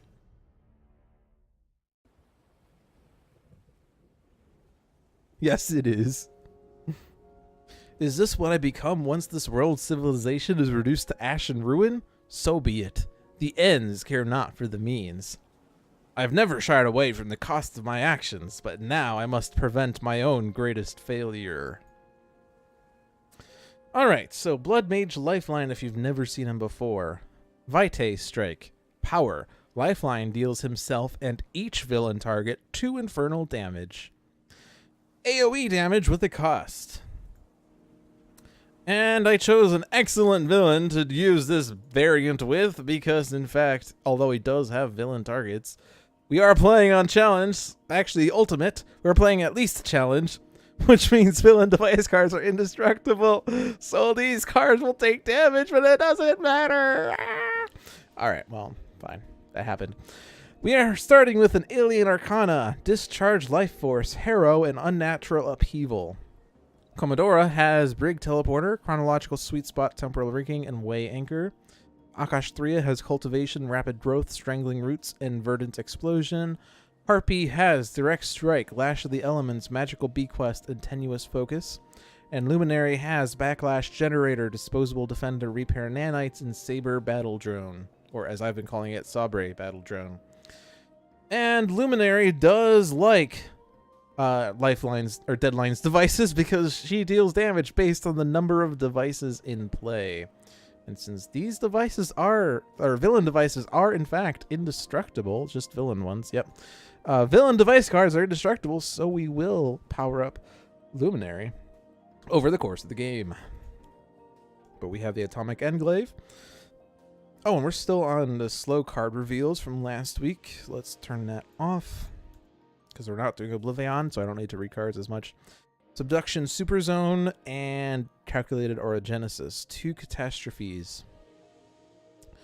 Now we are playing Advanced, so whenever a catastrophe card is destroyed, Deadline deals each hero target 3 infernal damage. So I could choose to destroy those 2 ongoing cards, but the team would take 6 damage. However, on the reverse side, whenever an environment card is destroyed, each hero character card deals itself 1 psychic damage. Well, I guess it's not as tragic as ongoing destruction, but certainly he's going to destroy environment cards and then stuff happens. So all right, so are these bad? I mean, other than the fact that he'll remove environment cards from the game if too many catastrophes pile up, are these bad? Well, Subduction Super Zone is going to do 1/1 damage to each non-villain target, so it's kind of like we might as well destroy this one because he's going to do 3 damage to start his turn anyway. And then Calculated Orogenesis, that environment card deals each non-villain target 2 melee damage. Well, I guess we should also get rid of this one because it's basically a wash. All right, Unnatural Upheaval, I think, was the main ongoing destruction we have going on right now. Yeah, none of the others do. So we'll just use that and get rid of these cards. Even though this is going to do 6 damage across the board, it's only like 2 more than we were going to take a round from now. So, oh well. And I can deal 1 target X infernal damage, where X equals the number of cards destroyed this turn plus 1. And it actually says this turn and not this way, so you can actually, you know, destroy lots of cards. In fact, it's not even if you destroy cards, but if other cards get destroyed through various means, you can do lots of things. But we will use this power because damage. Certainly have to be careful that we don't accidentally incapacitate Lifeline, but all is fair in love and war. I'm tempted to use Way Anchor, but I don't know what the bottom of my deck is. Temporal Rigging. Hero may use a power. If none do, you may draw a card. Well, that's a bit silly because you would at the start of your turn discard a card, so it's loss in the end. Chronological Sweet Spot could play a bunch of one-shots. This will deal damage, and then we could stop damage from happening to a certain target. Which actually we could even stop the Atomic Englave from dealing damage because it will certainly have 5 or fewer HP. All's Pharaoh Lava where? Let's Way Anchor. Let's see. We got 1 shot. Okay, well, that wasn't exciting then. It plays bunches of cards as long as it finds an equipment card, so oh well. I'll do 2 damage. And then I will discard the top card of a deck. Which I don't really know if there is any reason to do one or the other. I guess Luminary likes devices in the trash, right? So let's put Luminaries. We could discard Lifeline, but he doesn't really do any deck searching, so it doesn't matter. We can't do deck manipulation just yet. I mean, we can eventually do deck manipulation with Comodora, but we don't have that ability yet. Okay, so Verdant Explosion will give me the Primordial Tree, but the Primordial Tree is pretty dangerous. Well, not really dangerous, but hard to keep out. We have a Seed that if I play it, isn't going to do anything, but when this card is destroyed, you may destroy an environment card or a target with 3 or fewer.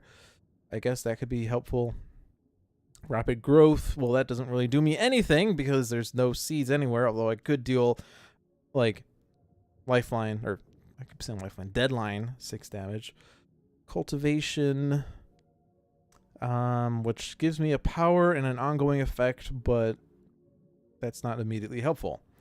And with this version of Akash'Thirya, it's actually difficult, not difficult, but harder to get seeds in the trash than base. But base power does provide for a card draw or a card play, and Primordial Seeds deal damage, so I guess it's worth putting the Strangling Roots out. Because then I could do something with it, and I don't really like my cards. I'm going to draw cards. Creeping Mold, and then I can deal damage. There's certainly an ongoing card I will like to have. Which one is it called? Thrashing Brambles, that will increase damage dealt by Primordial Seeds by 1, which will be nice. Okay. This one is the play card, yeah. So I can play 2 cards.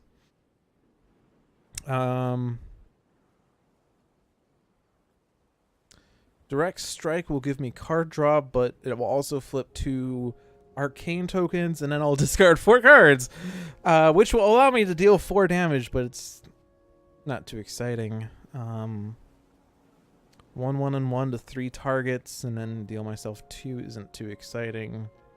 I can discard a card to draw a card, and then use this to do things. Flip an arcane, draw 2 cards, reveal the top card of my deck, play it or discard it, and then stuff. Or discard up to 4? Oh! Good point. Welcome to the part of the stream where Lou doesn't read cards, which seems to be the pattern when it comes to these Let's Look at Oblivion Hero streams, where I don't read cards. Okay.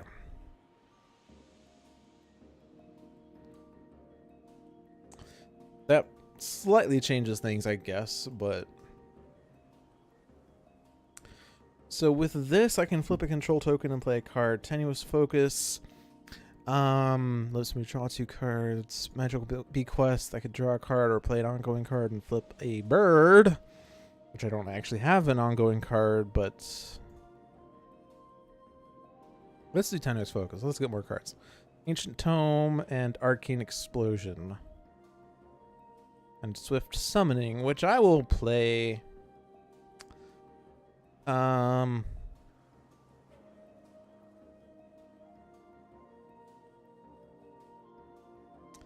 kind of want to do this. I'm going to do it.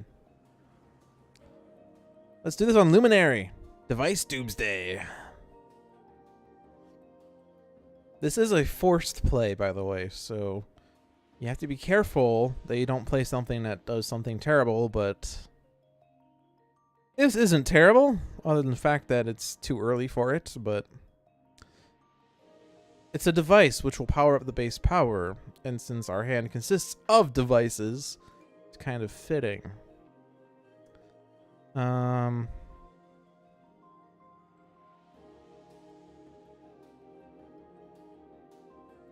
first time any device is dealt damage by a non-hero target each turn. This includes villain devices, but it's at least non-hero target. Let's do Sabre Battle Drone. Because that will provide for an extra damage instance at the end of turn. And I could actually destroy the Orbital Death Laser, but I'm going to keep it, I think. Or maybe not, because things might just blow up. Yeah, let's actually just destroy it. Because I can. And that was a lingering effect, I guess, but it went away. Alright. Leviathan and Calculated Orogenesis and Severed Ley Line. And now we have no ongoing destruction. Leviathan, at the start of the environment turn, discard deals each Maerynian and hero target 2 irreducible lightning damage, then destroy a weather effect. Ugh. Gene-bound reject.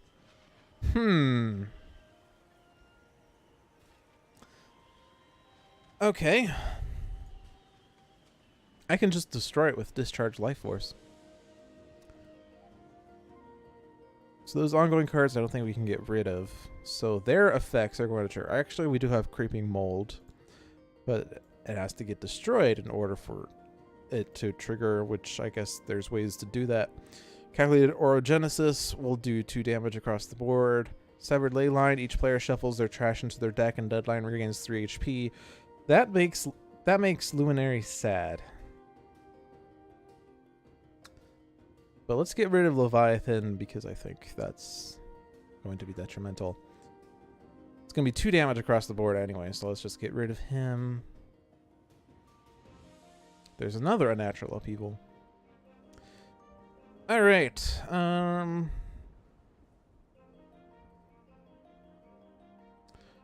I'm gonna do the chronological sweet spot, and we'll see what happens.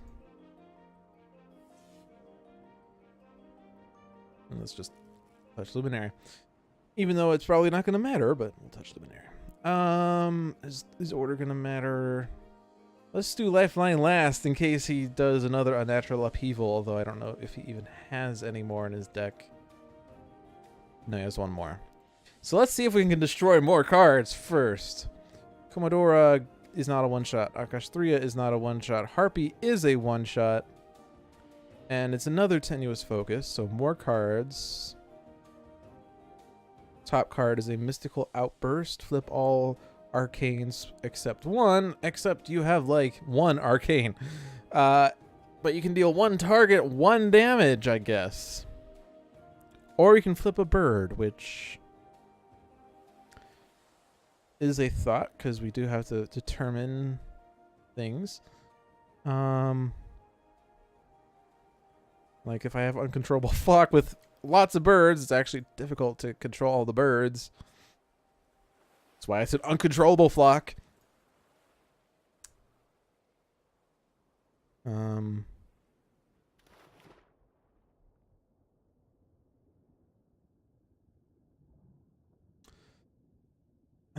I guess it doesn't really matter though, so let's just play it because it will do damage. There are not enough tokens to flip. Alright, Luminary is not a one-shot, and Lifeline is not a one-shot. That was very boring. Very boring indeed. Alright, Creeping Mold. And I'm gonna also play Vitalized Thorns, because... Oh, nope, actually, it doesn't stay in play when I do that. So actually, I don't want to do that then, because... Well, it will do an immediate effect.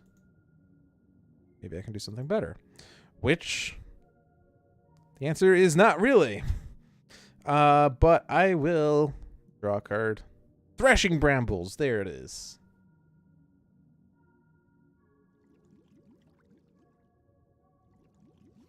The seeds will probably get destroyed if Deadline flips. Or I could destroy it myself, I guess. I can lash at the elements, but then that is actually very inefficient. If only I had flipped a bird.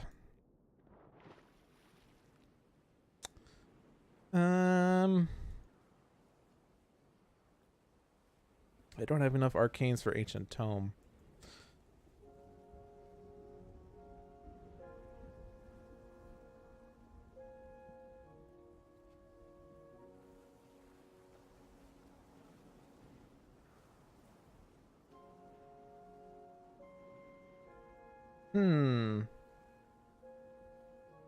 I'll put out Flock's Care. I could flip control tokens with... Yeah, let's lower the birds.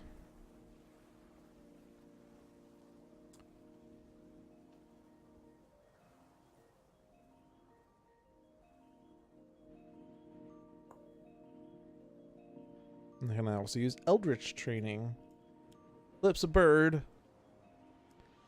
And I actually think I want to not destroy these things. Obviously, I want to be able to use a power, so Swift Summoning has to stay, and Flux Care will... Although I guess Lifeline or Deadline's damage is mostly irreducible, so it's not too useful. Yeah, we'll do that. Because then I can flip another bird. I'll draw Eldritch Training, and then I can Swift Summoning on Luminary. One shot. Draw a card, move a device... The Orbital Death Laser. I can play a card. Bared Blade, I think. Will do damage. I could draw a card. I could use a power out of turn. Yeah.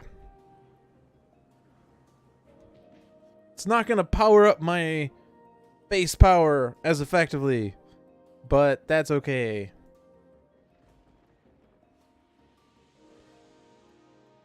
Alright, we have all according to plan,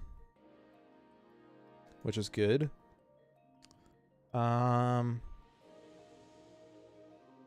Yeah. Because Because now the Sabre Battle Drone will do more damage. And when the Sabre Battle Drone goes away, then I can deal damage. But I'm not going to destroy one of my devices because then I won't be able to do the other effect. Alright, the Storm Speaker comes out. The softball-sized hail comes out. So the Storm Speaker, so at the start of the environment turn, you may destroy a weather effect. If no cards are destroyed, play the top card of the environment effect, but reduce damage dealt by weather effects by 1. Which actually is affecting the calculator Orgenesis. And if any environment targets are dealt damage this way, destroy 1 building card. That's at the end of the environment turn. Okay, so... Alright, so we're just going to take 1 damage across the board, so there's not much. I don't think there's any reactions here.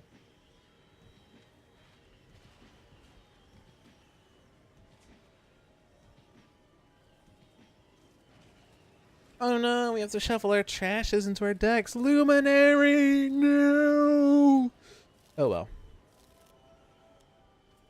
Oh, there's the catastrophe, so there's the flippity flip. And we're all dealing ourselves 1 damage each. And then we're all dealing ourselves 1 damage each.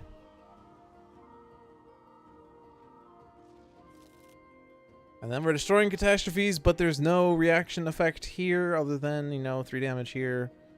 Which, I just...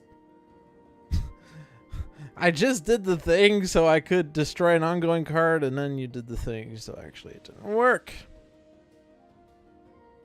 And actually, I'm going to be forced to discard a card unless I want to destroy a friendly ongoing card, which I don't want to. Well, actually, Chronological Sweet Spot's going to destroy itself, right?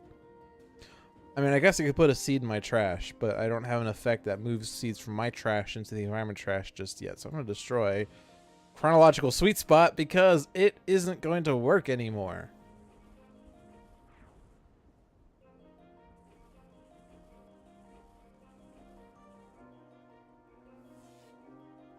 So, cards are removed from the game. Squall Guard, Storm Speaker, and Unexpected Microburst are gone. Tragedy. Okay. I think that's really the only thing I can do here because I guess Harrow would do something, but whatever. Alien Arcana will allow for more card draws later. Right, so actually I can now stop Atomic Enclave from dealing damage. Also, by the way, I only just noticed that all according to plan affected Atomic Enclave, which is why there's a +1 there. So I'm going to stop it from dealing damage if that's okay. Unexpected reactions. But that's okay, because now it will no longer be able to deal damage. I don't think the other devices deal damage. Maybe. Nope. Ataxia Sphere. Never mind. Okay. Thrashing Brambles. And I do not have a seed, though. Well, then. I played Thrashing Brambles in order to power up seeds, but then the seeds... they didn't come out. Well... I'll just draw a card. Whatever. Instantaneous Maturation is good because it will get me a seed with an immediate effect, which is nice. Maybe Scatter Seeds. Oh yeah, I guess Scatter Seeds. I forgot that I had that. That would have been better. That's okay though. Alright, we now have more Arcana. Which means I can Arcane Explosion for less damage. I can Ancient Tome to play an ongoing card with that power.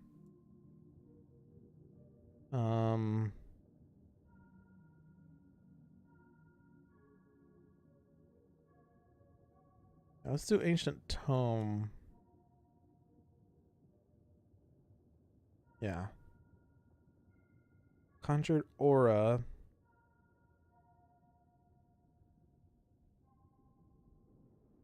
Or uncontrollable flock. We already have an uncontrollable flock, so we'll take a conjured aura.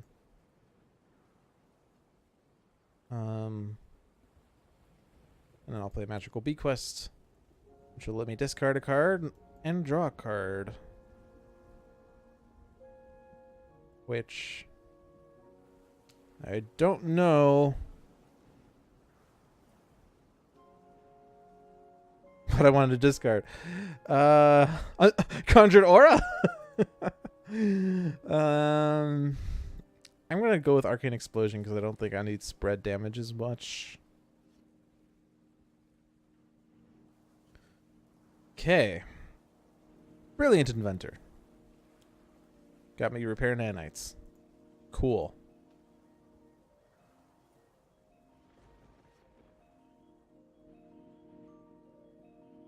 So Repair Nanites... What? Regain 1 HP or up to 3 devices regain 1 HP? Yeah, I don't want that.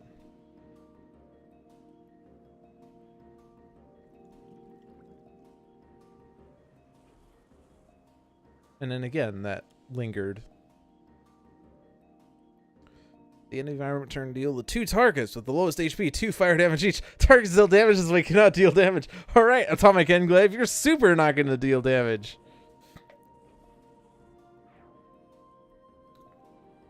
I could discard a top card of my deck, I guess, to speed up the Doomsday thing. Is this the one? This deals irreducible damage based on the number of cards in my trash, but... I'll just do 1 damage. Like, doing 1 damage now versus doing X irreducible damage later is actually not any difference at all. Magnetic Pole Shift and Magnetic Pole Shift. Ew. That's actually pretty bad because that's destroying 3 cards each. Although this is going to power up Luminary. Discard the top 3 cards of each non-villain deck. Luminary is all like, yes, please. Destroying 3 hero ongoing and or equipment cards? No. No, please, no. I mean, I guess if I destroy it, it's going to do 6 damage. Or 3 damage each. Which could work out well for Akash as well. Yeah, Seed in the Trash. Scatter Seeds. Yep, we do have Scatter Seeds now, so we can do that.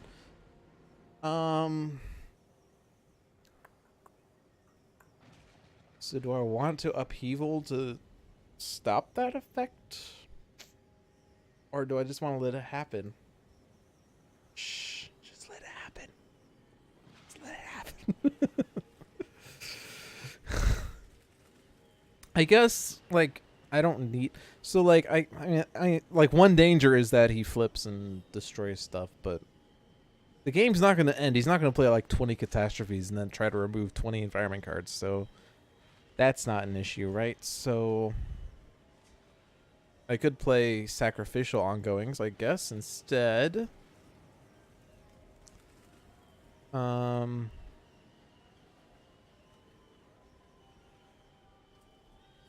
I could use Leyline Shift to power up Luminary.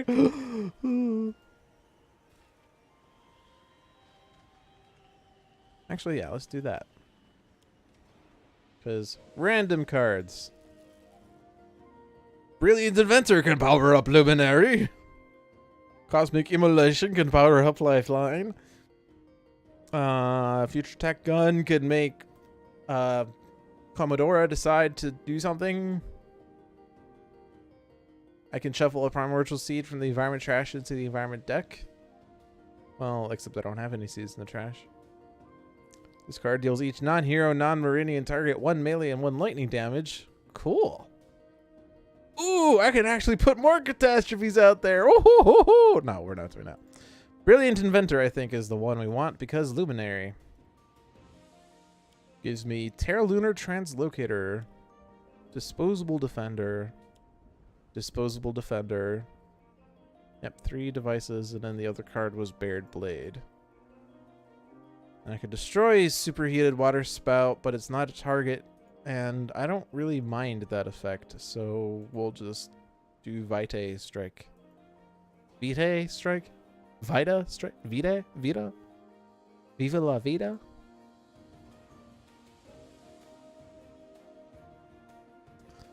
Alright, so discard a card to keep this card. I mean, I don't think I need to. Oh, I guess giving 2 power uses out of turn would be nice. PS Vita strike.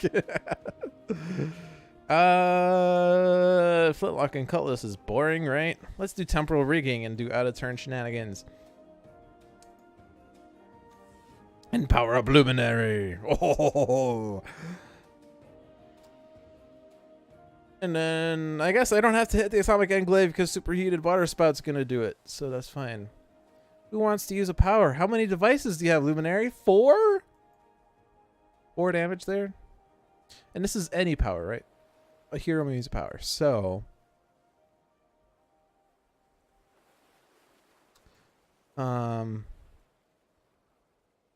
So...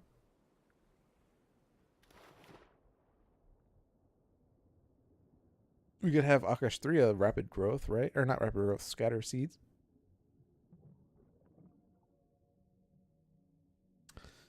Because we do have 2 instantaneous maturations we could actually utilize on her turn, so yeah. Ulrich and Thrashing Brambles and deal 2 and 2. No, we're not going to do that. I mean, I guess 2 and 2 damage isn't anything to scoff at, but...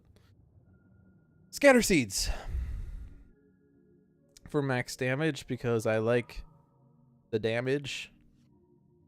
I like the damage. And we draw no seeds. Ew. Well, we had, what, 3 seeds in our trash anyway? No, we have 2 seeds in our trash. So Vitalized Thorns.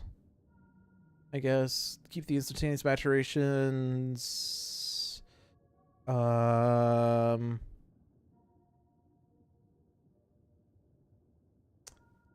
I don't really know. Let's keep Earth Attunement because I could shuffle the environment trash. Although Cultivation, I guess, will also do that with the power. Accelerate Nature's Order could get me things faster. Rapid Growth. I mean, like, all these cards are good cards, but I don't have enough time for them all. Okay, Verdant Explosion I'll get rid of. Rapid Growth I'll get rid of. And one more, so I'll get rid of Earth's Attunement, I'd say. And then take all the cards and put them in the trash. Beautiful. Alright, now instantaneous maturation number 1. Put a seed on top and play it immediately.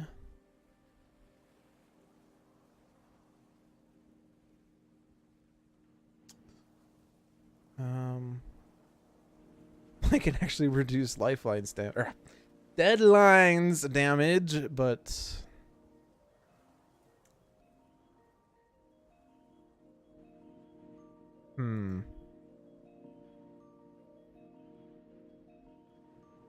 Let's do Vitalized Thorns.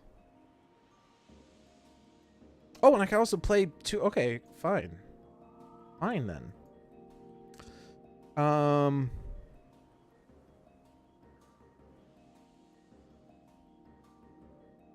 Cool. Let's just put out a spectrum of seeds, I guess.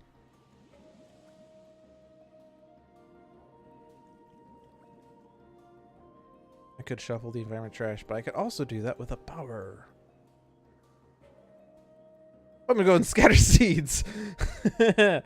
Because I too like to play dangerously. Or live dangerously. I have dealt myself like 8 damage now, so I'm gonna draw 8 cards.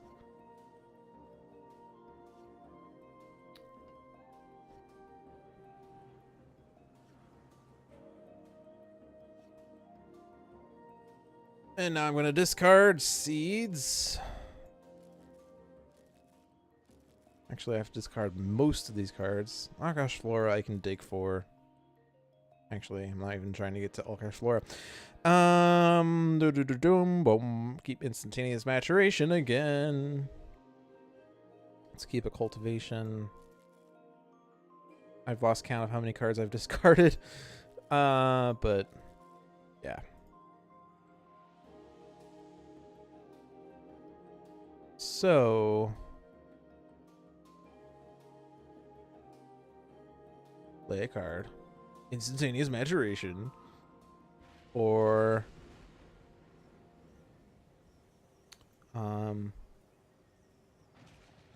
let's just put this out so I can heal Akash'Thirya. There, her HP just doubled. And this time I will shuffle the environment trash into the environment deck because now there are seeds in the trash in the deck or whatever. Okay, and then there's damage.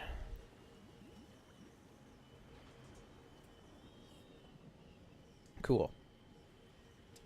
So where are we? So we have deal to X targets 1, 1, and 1. Do yourself damage. So I can do 3 damage to deadline that way. Do we have enough seeds in your trash? No. Poop. Okay. And return deal X targets 1 projectile damage each. Arcane explosion. But that would be... I guess it would blow up seeds, actually, right? Although there's not much reason to. I mean they'll probably blow up on Deadline's turn anyway, but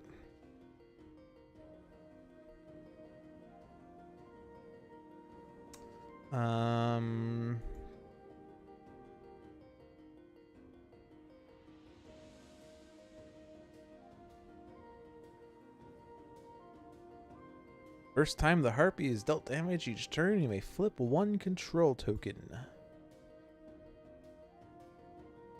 Ooh, we can do lots of damage with this one. But we don't have the one that increases, or rather it's not even, I never even saw it, but it's Hugin and Munin increases the damage, so that's not as effective.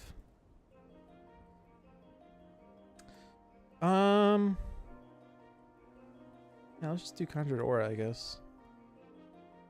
And then let's just Ancient Tome again. Although I guess I could have used Swift Summoning to try to power up Luminary, but Applied Numerology is what I wanted. That's good. Okay, so I cannot use Orbital Death Laser, but I can put out another Salbray Battle Drone. And by another, I mean that's like the first. Or not the first. That's we lost the other one, so it's actually the next one. But now I can destroy your device.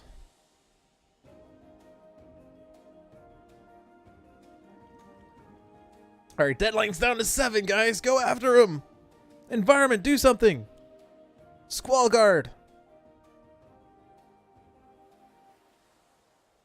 Who's considered to have the second lowest HP? Not one that's going to deal damage when it's destroyed, so... Healing Pollen sounds like a thing.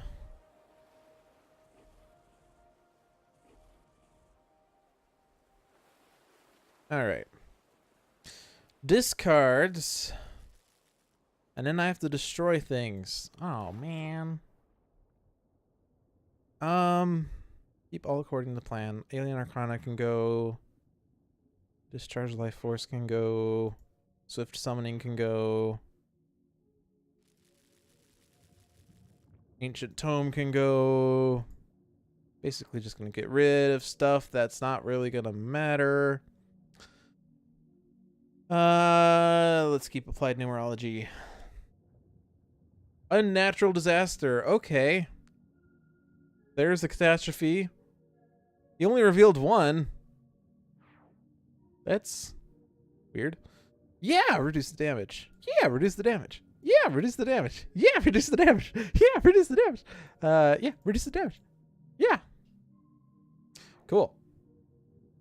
Not gonna help with this round, but it at least saved us from some of the damage. Oh. I guess it only counts when it's Luminary to Luminary and not Luminary to the thing. Alright. You're gone. And you're gone. I'll just discard a card. You're gone. But the others aren't.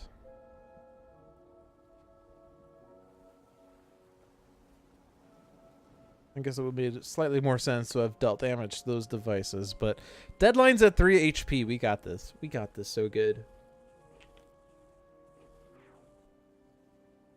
Oh, you're not gone. Well.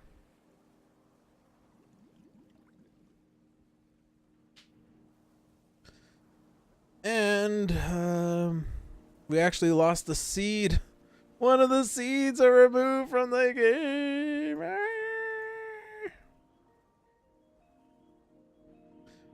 Except I can't figure out what seed was lost. Whoops. Yep. Okay. Arrow wins it. I guess we could have set it up for Luminary to throw the moon into Deadline, but whatever. Even on Ultimate, Deadline isn't too bad.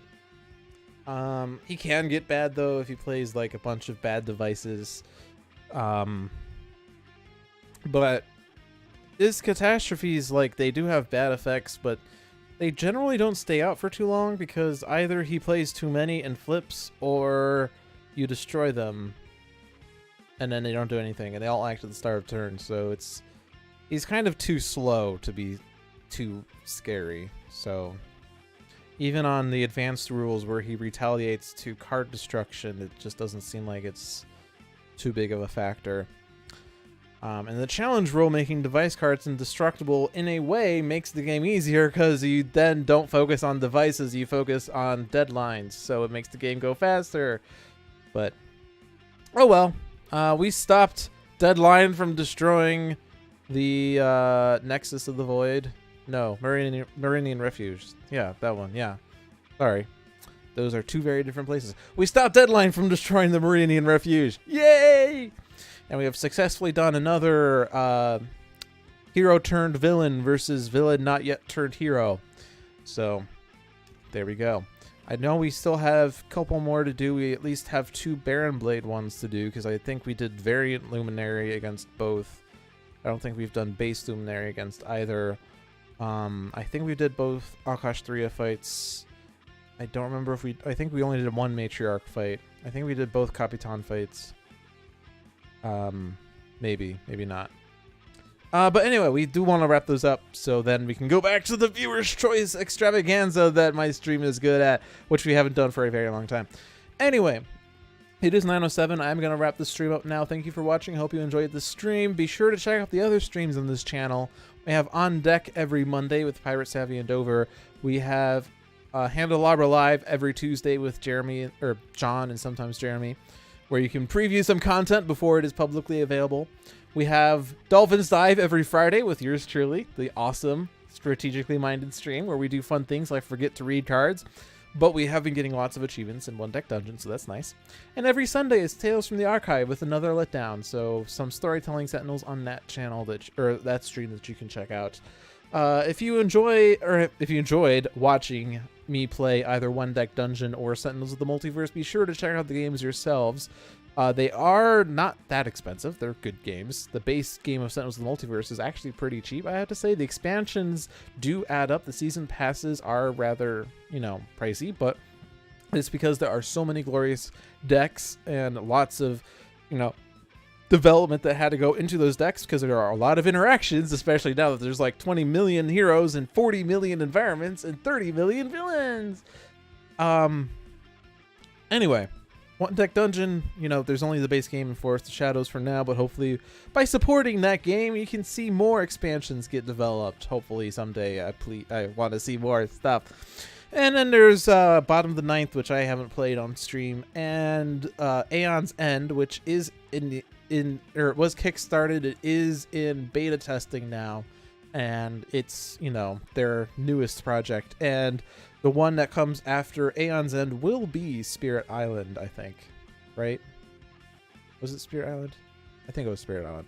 That's the one that comes next, and that's down the road. Be sure to, do something for Mother's Day. Give her mom flowers. It's Sunday, just so you know. Warning! Warning! Mother's Day this weekend! Warning! Oh no, I forgot! Okay. That's it for tonight. Thank you all for watching, and I will see you next week. I like this music so much, I'm going to go and have it play. By this music, I mean Maerynian Refuge. It's very relaxing. All right. Good night, guys.